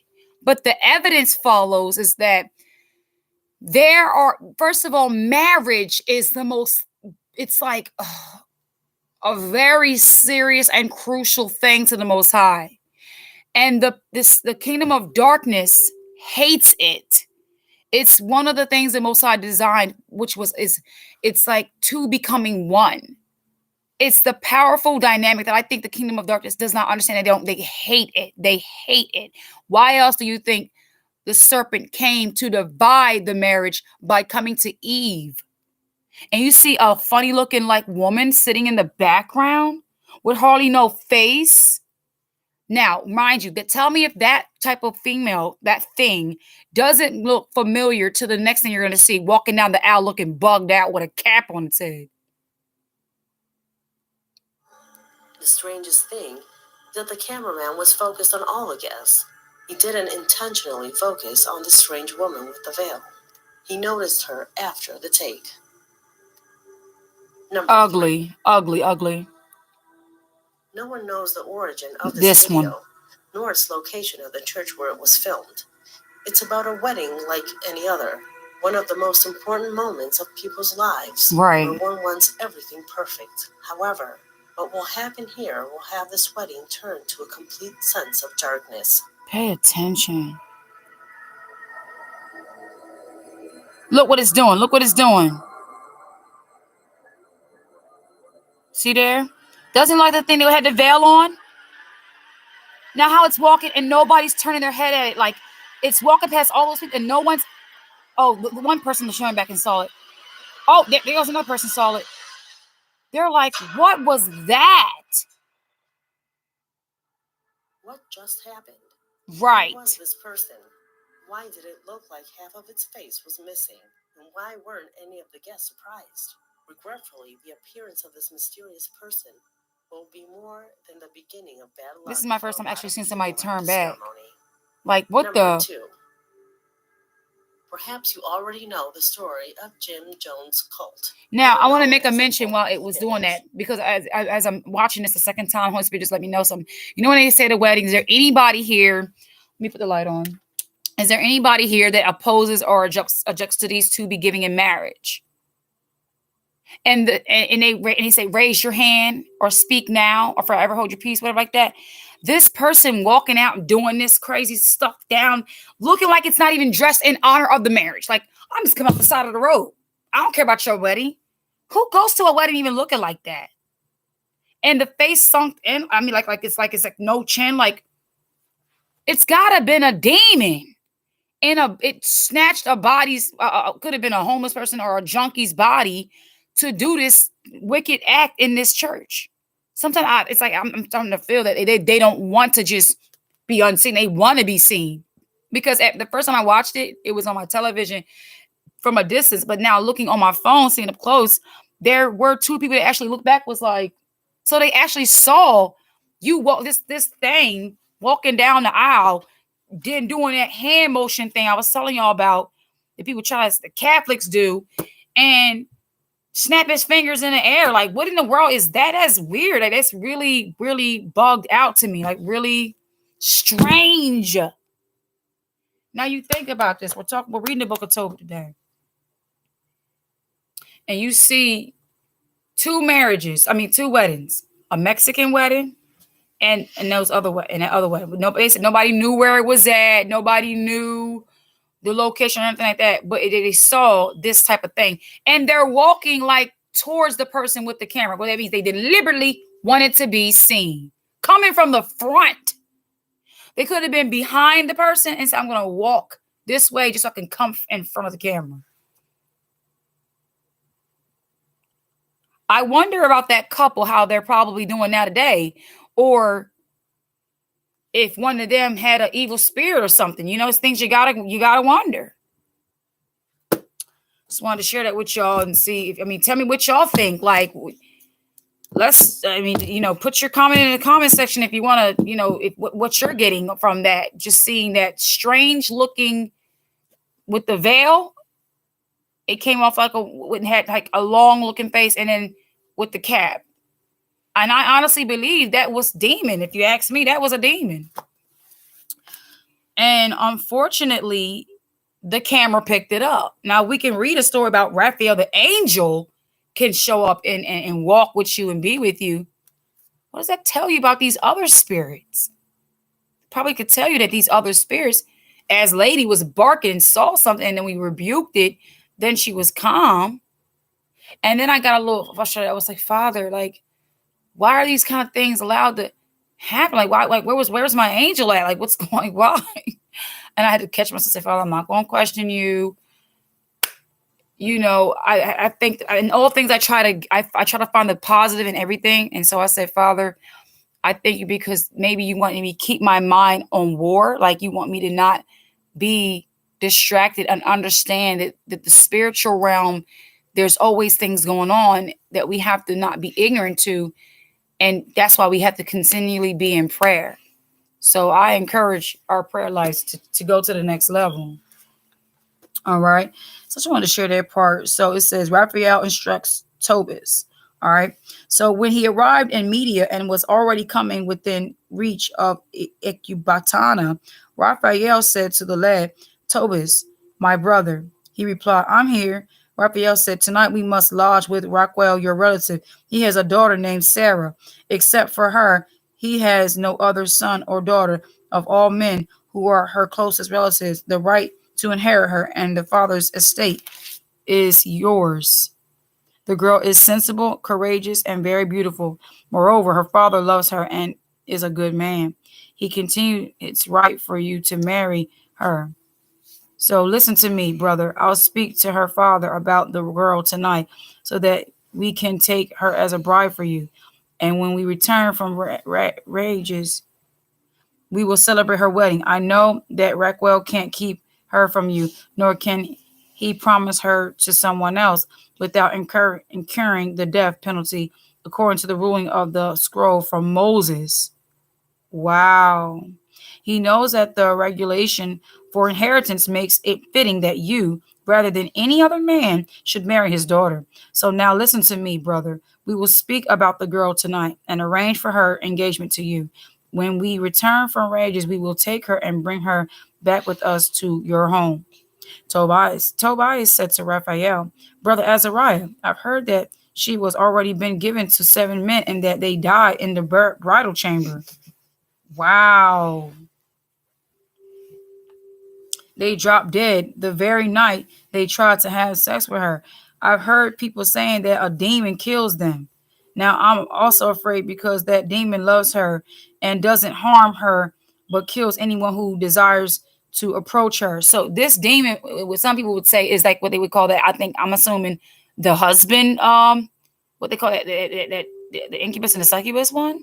Notice he had to get something from a fish to get rid of it.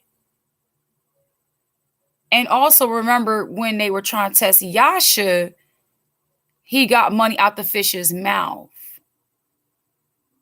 So as a people of the Most High, and you read, the earth is the Most High's and the fullness thereof, it's nothing wrong with righteously getting something from the earth that can heal you. It wasn't like he was getting the fish and cutting his head off and doing some crazy seance and then trying to bring harm to people. If that can help you understand the difference between the craft of the Most High, not the craft, I want to say craft, the power of the Most High, and the craft and the deception and sorcery of the wicked one. Right, you don't ever want to confuse the Holy Spirit, the work of the power of the Most High, for anything of the wickedness, because that is blasphemy, and you will not be forgiven for that. So you want to use caution and reference. All right. So he says, Raphael said to him, don't you remember your father's instructions that you should take a wife from among your father's relatives? Now listen to me, my brother. Don't worry about this demon. Take her, for I know that tonight she will be given to you as your wife. When you enter into the bridal chamber, take some of the fish's liver and heart and lay them over the warm incense coals. This will let off an odor, and the demon will smell it, flee, and never stalk her again. And before you have sex with her, the two of you must rise. This one is very blunt. I think the other ones will before you lie with her or take her. Okay. Must rise and pray and plead. Say, excuse me. Most High heaven for mercy and deliverance. So don't be afraid. She has been assigned to you before the world came into being. Wow. You see that? He said she was assigned to you. Yes, I'm not sure. One is Succubus. Yeah, Succubus, and the one is Incubus. Yep. What is a female and one is a male? Not sure which one. Me neither, sis. I'm sorry. Yes, you're right. You're right, sis. Right, you're right. Sometimes I'll be timid to even say the names. Like, I don't, what I'm saying? So I don't want to say a name. I'll be like, shook. But you're right, though. That's because that's what I heard it was, though. Yep. And notice, these demons knew she was supposed to be for him. So they understand who is supposed to be for who in marriage. Just like they know that man should not marry man. So they probably at those kind of weddings celebrating like, yes. But if a person is with somebody who's going to really make them dynamic, like if a queen is marrying a king who's going to properly build her and edify her and, teach her the word, that union will be fought. But if she's with somebody who is not going to edify her, or she's with someone who's not going to build his house, it's not probably going to fall because they're going to destroy themselves. And the enemy wants that. Either you destroy yourselves or I'll help you. But he does not want a unity to be strong. And if a man does not fear the Most High and love the Most High, he cannot properly love the wife. If a woman does not love the Most High, she cannot properly love her husband nor her children. Oh, you keep going in and out, sis? Is it my connection? Oh, you say that's why you keep going out when you type because you're driving. Okay. All right. So he's saying, I know this should be yours. And he's telling him that the demon will leave when you do these acts, giving him, instruction. And so when Tobias heard Raphael's words and learned that she was his relative and descended from his father's house, he fell deeply in love with her and his heart was united with her. Oh, that is so cute. This is so cute. I love. Okay. So let's go to chapter 7. All right. Calm down. Don't put your hands in my face. Tell me to calm down. Y'all see this little boy? Zebediah. We see you. Now you can't, loser. We're going to finish. We are not nobody's losers. We are all winners and we got the victory over here, okay? You better come correct with your mouth. Nah. Tobias and Raphael arrived at Raquel's house. When they entered Incubus, Tobias said to him, Brother Azariah, bring me at once to Raquel, our relative. So Azariah took him to Raquel's house. They found him sitting at the gate of the courtyard and greeted him first. Raquel said to them, Many greetings, brothers. You have come generously in health. Raquel brought them into his house and said to his wife, Edna, this young man looks so much like my relative Tobit. Oh, snap. Then Edna asked him, where are you from, brothers? They answered her, we are from from the Nephilites.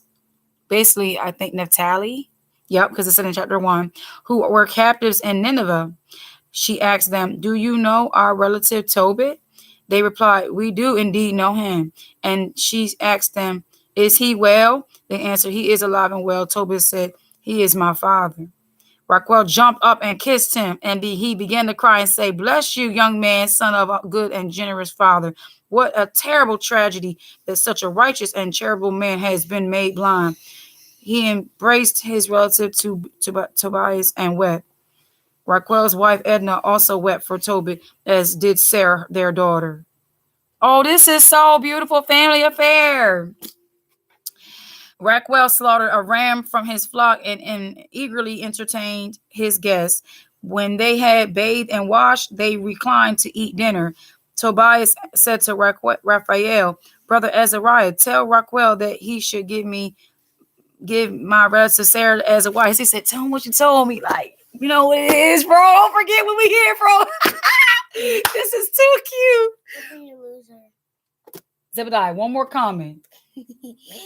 One more comment. You better keep your mouth. You hear what I'm saying to you? I'm not laughing. Now, get you with that incense stick thing. Now. So let's carry on. And Rockwell, okay, I read that part. All right. So, okay, but my lad, I must tell you the truth. I have given her to 7 men among our relatives, and they all died in the night they tried to have sex with her. Now, however, eat and drink, my son, and may a higher act on behalf of you both. Tobias replied, I won't eat or drink here until you resolve the matters that we have to do with me. Raquel said to him, I will do it. She is given to you according to the ruling of the scroll from Moses, and it has been decided in heaven that she be given to you. Wow, y'all, stop playing with me. The Father has in the heavens, he's like, this one's going to marry this one. Wow. That's mine. You right, sis. I'm going through that. We've been married 40 years plus, and he still don't want to commit to sis. What the heck is this? Yeah, sis. What the? My heart weeps for you. It's so horrible. It's so tragic. I know, it tickles me. You know, sis, you know. No, you know. You know what I did this rising? I realized, I prayed. I said, Father, realizing what was, said about me, I don't know what demonic spirits those witches could have done. And so because I did something that me looking at myself, I'm like, why, what drew me to do that? Like, I didn't understand. And so it has made my husband bitter. And I prayed for his heart. I said, if nothing else, if nothing else, can he just get his heart right with you, Father? Because it's a sad thing to see a person be destroyed by the Most High and put themselves in opposition of the Most High against his daughters. When all you have to do is surrender and your life will be easy. But they choose to take the hard route, you know? But I am really I'm just like, hush your mouth. I'm not with this. I'm not with it. We're going to read this word and we're not going to be disturbed. Check my see Evan's here. Yeah. Check it. You go upstairs and ask your brother or sister to check. Let me see. I ain't getting no email. It said by 10 o'clock tonight. He getting his little ABC tablet, y'all. He been waiting for it. It says it's got 10 more stops and it's on the way. All right. But yeah, I just continue to pray for his heart, sis, because the word says that for the unbelieving is sanctified by the believer. How else is the children? So just continue to pray for his heart. Like if they want to be stubborn, they have to be stubborn against our prayers, and that's not going to make it easy for them. When the enemy sees that you don't want to fight, you just make it easier for me. Don't make it. Let's not make that he that stole steal no more, but rather work for that. Okay, so married 40 years, that's beautiful. That is beautiful, sis. And like we stated, from the time he's thinking about saying will you, to the moment that you think you don't want to, the enemy is going to try to fight your unity. All right. So we gotta, be all those helps that we can, even when they're stubborn, so that when we go before the Father, we be blameless. That we be able to say we've done all that we could do, to stand. All right. So where were we at? So he says, all right. So he says, Raquel said to him, I will do it. So he said, I will do it. So I'm gonna go get the money for you, bro. He says, she is given to you according to the ruling of the scroll from Moses. It's been decided in heaven that she should be given to you. Receive your sister. From now on, you are her brother, and she is your sister. She is given to you from today until eternity. And tonight, may a higher of heaven grant success to both of you, my son, and may he shower you both with mercy and peace. This is, you're getting a blessing from an angel of the Most High on your marriage. So look how he answered her prayer. She went from having, remember he told me this rising, when you're precious to him, you become important to the enemy. And though she went through some things because she was precious to the Most High, and the enemy wanted to try to offset and destroy and take things, now her blessing had to equal what she went through. See what I'm saying? This don't go to everybody. Like, you've been going through a storm and you in this season. No. Everybody's not in a season. Some people just, you know what I'm saying? But look at this. This is beautiful. It says in the heaven tables that you were supposed to be given to her. This is beautiful. So the Father wasn't just like, okay, I'm going to create man and woman until you be free. But he was deliberate on his tables of who should marry who. And if somebody gets in that order, you're going to be like a domino. Knock him out. You ain't supposed to be with her. Woohoo! I'm telling you, boy, it's put you in the mind of the Father. All right. So Raquel sent for his daughter Sarah, and she came to him, and he took hold of her hand, delivered her to Tobias, and said, take her to be your wife according to the law and according to the ruling written in the scroll from Moses. Take her and lead her to your father safely, and may the Most High of heaven grant both of you success with peace. Then Raquel called for her mother and told her to bring a scroll. He wrote a marriage contract that the father, excuse me, slow. I thought it was Raphael, but it says, then Raquel, the father, called for the mother and told her to bring a scroll. He wrote a marriage contract stating how he was given her to him as a wife according to the ruling of the scroll from Moses. Then he sealed it. From that point on, they began to eat and drink. Raquel called his wife Edna and said to her, my sister, prepare the other bedroom and take Sarah there. Oh no! I'm gonna just say this. Being a mother of a daughter, okay, my only daughter. Whoo. You know how we be joking, say you're gonna be single till you 80. I could never imagine. I could, to a righteous man, but I don't know if I would want to be around. It's just so much. Like, I don't want to think about that. But it's just like, wow, you used to be my baby. Like, you used to be like little Gail. Now you're being given marriage, Man. Sheesh.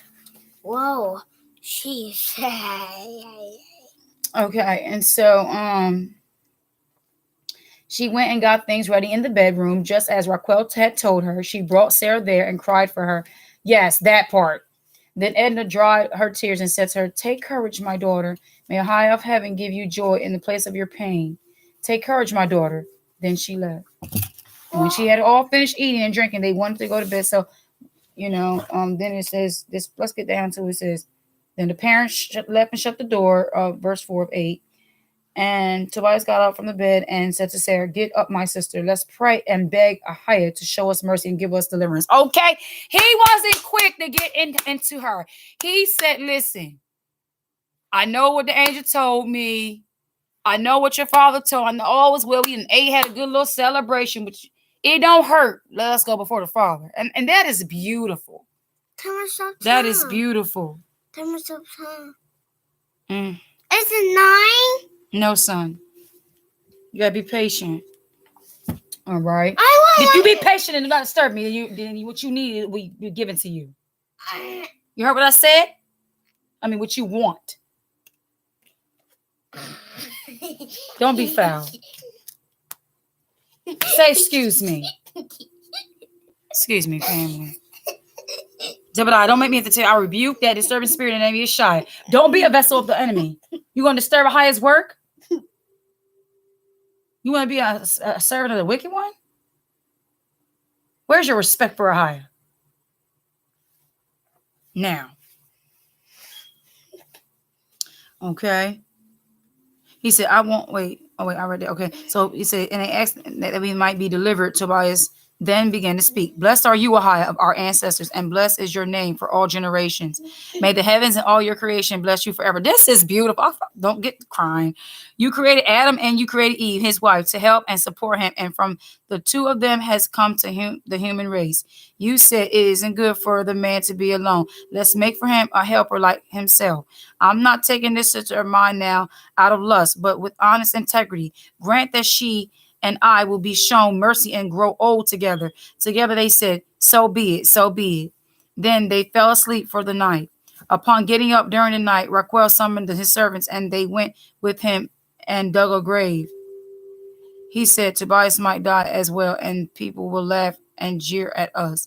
When they had finished digging the grave, Raquel returned to the house, called his wife, and said, send one of the female servants in to see if he's alive. If he's dead, let's bury him so that no one knows what has happened. Whoa.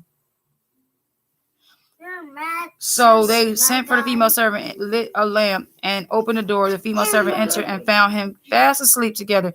Then she came out, told him, he's alive and there's nothing wrong. They praised the high of heaven, saying, blessed are you, Ahiah, with every pure blessing. Many people bless you forever. Blessed are you because you have brought me joy. It didn't happen as I had expected. Instead, you have dealt with us according to your great mercy. Stop being simple. Blessed are you because you have shown mercy to your only two children. Master, provide them with mercy and well-being and bring both their lives to fulfillment with joy and mercy. Then Raquel told his servants to fill up the grave with dirt before dawn. And he told his wife to bake a lot of bread from his herd. He brought back 2 oxen and 4 rams. He gave instructions to have them slaughtered, and they began to make preparations. Raquel then called Tobias and said, you will certainly not leave here for the next 14 days. Instead, you will remain here to eat and drink with me, and you will bring joy to my daughter's troubled soul. Take now half of whatever I own and go in health to your father. When my wife and I die, the other half will be yours. Take courage, my son. I'm your father, and Edna is your mother. From now on and forever, we will stand beside both, and your sister. Take courage, my son. That is so beautiful. Then Tobias called Raphael and said to him, brother Azariah, take along 4 servants and 2 camels, travel to Rage and go to Gabriel's place. Give him the signed contract, get the money, and bring it with you back to the wedding feast. You know that my father will be counting the days, and if I delay just one, I will cause him a lot of grief. You see what Raquel swore, and that I'm not in position to go against his solemn pledge. So Raphael went with 4 servants and 2 camels to Rage's media, and they spent the night at Gabriel's place. Raphael gave him the receipt and told him that Tobias, Tobit's son, had taken a wife and was inviting Gabriel to the wedding feast. Gabriel got up and checked the stacks, which were still sealed, and they packed them up. They got up early in the morning together and went to the wedding feast. They came to Raquel's place. To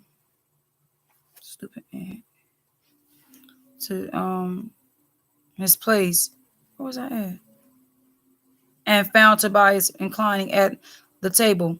Tobias jumped up and greeted him, and Gabriel wept and blessed him, saying, good and generous man, son of a good and generous man who is just and charitable. May Ahiah grant a heavenly blessing to you and your wife and your wife's father and mother. May Ahiah be praised, for I have now seen in Tobias the image of Tobit, my cousin. Oh, I love this love. Stop. Meanwhile, each and every shut your mouth. I told you about that slick mouth, didn't I? Go ahead over there and get your spirit right. Go in prayer. Go in prayer, Zebediah. I'm not playing with you. Because if that tablet comes, you will not be playing it today. What about my ABC learning?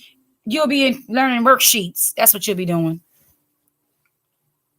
Meanwhile, each and every day, Tobit would keep count on how many days Tobit would need in order to travel and return. And when that number of days was passed and his son hadn't arrived, he said perhaps he was kept there. This is beautiful, y'all. Or perhaps Gable died and no one gave him the money, so he began to worry. Moreover, his wife Anna was saying, "My child has perished and no longer remains among the living." She began to cry and mourn for her son, saying, "What misery is mine, my child, light of my eyes, because I let you go away." Tobit would reply, "Be quiet. Don't get so upset, my sister. He's fine. Surely something has distracted them there. Moreover, the man traveling with him is trustworthy and one of our relatives. Don't grieve about him, my sister. He'll get here soon. You be quiet," she would say. "Don't lie to me. My son has perished." Daily she hurried out to scan the road to which her son had gone, and she wouldn't be persuaded by anyone. When the sun set, she would come inside mourning and weeping the whole night without sleeping. When the 14 days of the wedding feast were finished, which Raquel had sworn to celebrate for his daughter, Tobias came to him and said, "Send me off, for I know that my father and my mother don't believe they will ever see me again. So now, Father, I ask you to send me off to go to my father. I have already let you know how I left him." Raquel said to Tobias, "Stay, my child, stay with me. I'll send messengers to Tobit, your father." You know what, family? This kind of reminds you of the one story where the woman was a harlot and she went to her father's house and the husband went to go seek for her and he was ready to leave each day and the father was like, stay a little bit. Kind of puts you in the mind of that story. But not the case of the woman, though, you know. All right, so he says, Tobit's replied, "Absolutely not. I gotta go. I asked that you allow me to return to my father." So Raquel arose and gave to Tobias his wife, Sarah, and half of all his possessions, including servants and female servants, oxen and sheep, donkeys and camels, clothes, money, and furnishings. He sent them away safely and said, "Farewell to Tobias. Goodbye, my son. Have a safe trip. May a high of heaven cause you and your wife, Sarah, to prosper. May I see your children before I die." Raquel said to his daughter, Sarah, "Go to your father-in-law, since from now on they are your parents, just as if they had conceived you. Go in peace, my daughter. May I hear a good report about you as long as I live." Having said goodbye, he allowed them to go. Then Edna said to Tobias, "My child and dearly beloved brother, may the Most High bring you back, and may I see your children while I'm still alive, and those of my daughter before I die. In the highest presence, I entrust my daughter into your care. Don't ever be a cause of grief to her, not as long as you live. Go in peace, my child. From now on, I'm your mother, and Sarah's your sister. May all your ways prosper together in all the days of our lives." Then she kissed them both and sent them safely on their way. This is so beautiful. So Tobias parted from Raquel in good health, rejoicing and praising the high of heaven and earth, the king of all, for making his journey so successful. Raphael said to Tobias, "You enjoyed this success that you might honor them all the days of your lives." Raphael said to Tobias, "You enjoyed this success that you might honor them all the days of your lives." Their lives, excuse me. When they approached Casarin, which is across from Nineveh, Raphael said, "You know how we left your father. Let's run ahead of your wife and get the house ready while the tents are coming. The rest are coming." So they both went on together, and Raphael said, "Get the gallbladder ready." The dog came with them, still following behind. So cute. And now Anna was sitting down and watching the road that her son had taken. When she saw him coming, she said to her husband, "Look, your son is coming, along with the man who went with him." Before Tobias reached his father, Raphael said to him, "I know that his eyes will be opened. Smear this fish gall on his eyes. The medicine will so he can see." Oh my gosh, Ahaya, we love you. He wanted him to go before the wife so that he could see the blessing that he came, that he not just came, but he came back with a wife.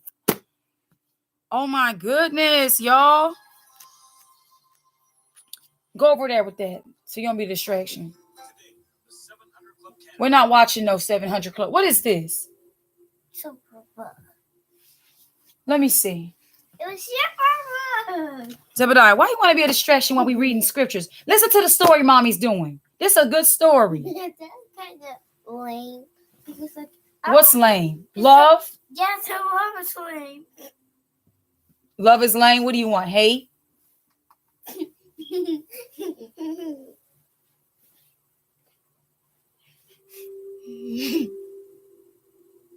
Zebediah, no more distractions, you understand?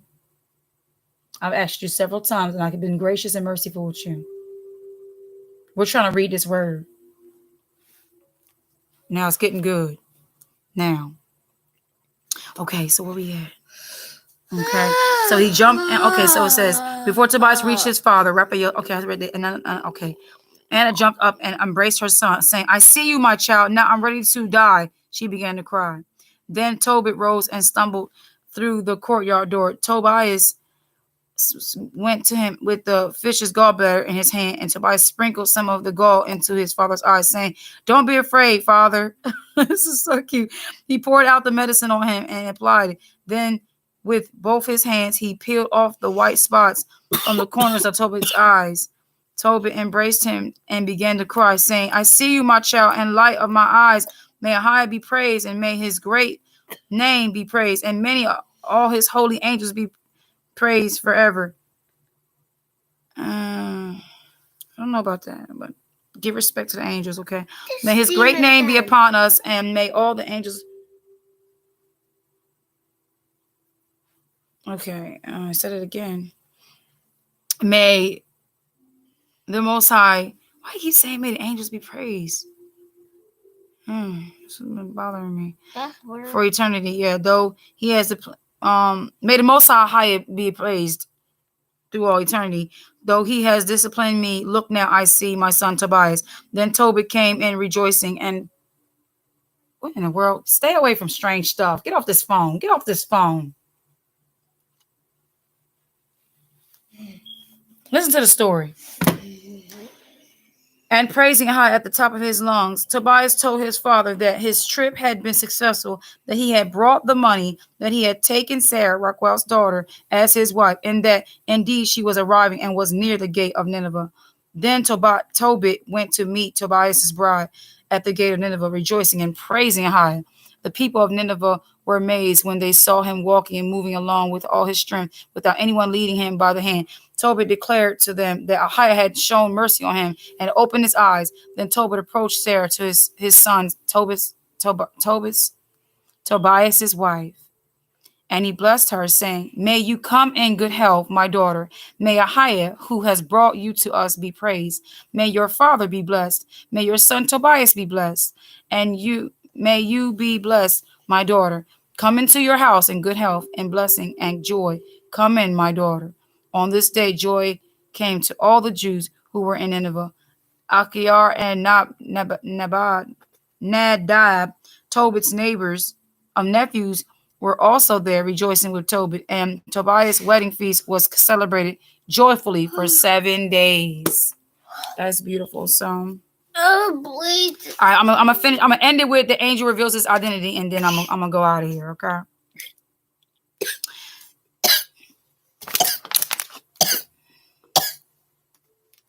You all right? You ain't doing nothing extra, is you? All right, now. When the wedding feast was over, Tobit called his son Tobias to him and said, My child, make sure you give the man who went with you his wages and give him a bonus as well. Tobias asked him, Father, how much in wages should I give him? I wouldn't lose anything if I give him half my possessions, which he brought back with me. After all, he has guided me safely and healed my wife, brought the money with me and healed you. How much of a bonus should I give him? Tobit answered, It is right, my son, for him to receive half of everything that he had when he came back. So Tobit called Raphael and said, Take as your wages half of everything you had when you came, and go in good health. Then Raphael spoke to them privately, saying, Praise Ahai. Tell all living beings about the good news he has done for you, praising and singing in his name. Make Ahai's words known in an honorable way to everyone, and don't fail to acknowledge him. It is good to hide a king's secret from you, and good to reveal Ahiah's works and bear witness to them with due respect. Do what is good, and evil won't overtake you. Prayer with fasting is good, and so is giving to the poor with righteousness. The possession of a little with righteousness is better than much with injustice. Giving to the poor is better than storing up gold. Giving to the poor saves from death, and it washes away every sin. You okay? Drink more water. You sure you're not trying to be a distraction? All right. Those who give to the poor will feel satisfied with life, but those who commit sin and injustice are their own worst enemies. I will tell you the whole truth. I will keep nothing secret from you. I have already said to you, it is good to hide a king's secret from you, and a good to reveal the Most High's works in an honorable way. So when you and Sarah prayed, it was I who brought the record of your prayer into Ahiah's glorious presence. And likewise, when you used to bury the dead, and when you didn't hesitate to get up and leave your dinner to go and bury the corpse, I was sent to test you then. And at the same time, Ahiah sent me to heal you and Sarah, your son's bride. I am Raphael, one of the 7 angels who stand ready and who enter into Ahiah's glorious presence.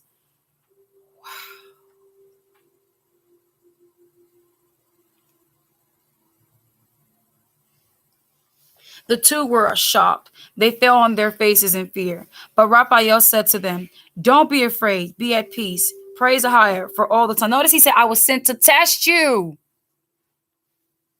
So before they reveal, they test. And when you pass the test, you get the blessing. Who is the main one testing? The Most High. He sends his servants, his messengers and angels to do his work. And it's an honor for him to hide it. This is beautiful. The two were shocked. They fell on their faces in fear. But Raphael said to them, don't be afraid. Be at peace. Praise Ahiah for all time. While I was with you, it wasn't because I was showing you any favor, but because of Ahiah's will. Praise him all your days and sing to him. You were observing me, but I wasn't eating or drinking anything. Instead, you were seeing a vision.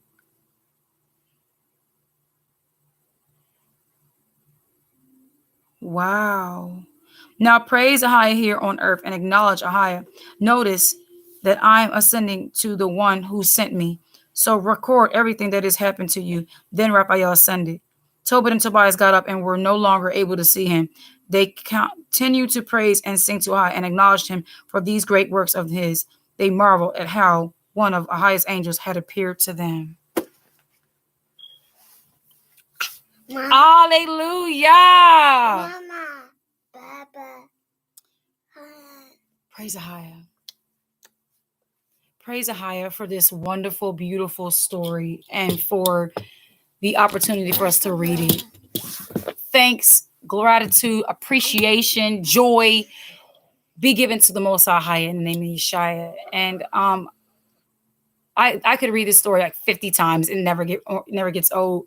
50 times? Yeah, and counting. But anyway, hush.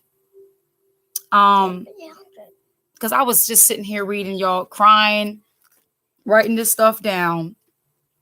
And then I heard the voice of the Most High say, they're waiting. And remembering today, I said, who's waiting? He said, the people. So when I heard that, I kind of had an idea that there would be a lot more watching today than they normally would. Whoever is watching, I pray that this stream, hush, hallelujah, that's right. I pray that this stream was edifying for you and a blessing for you. And hey, ladies, Mama Gail, Bush just woke up, y'all. Hey, Mama Gail. And that you all continue, like he said, praise the Most High, sing unto him, be in continual gratification. Do for the poor.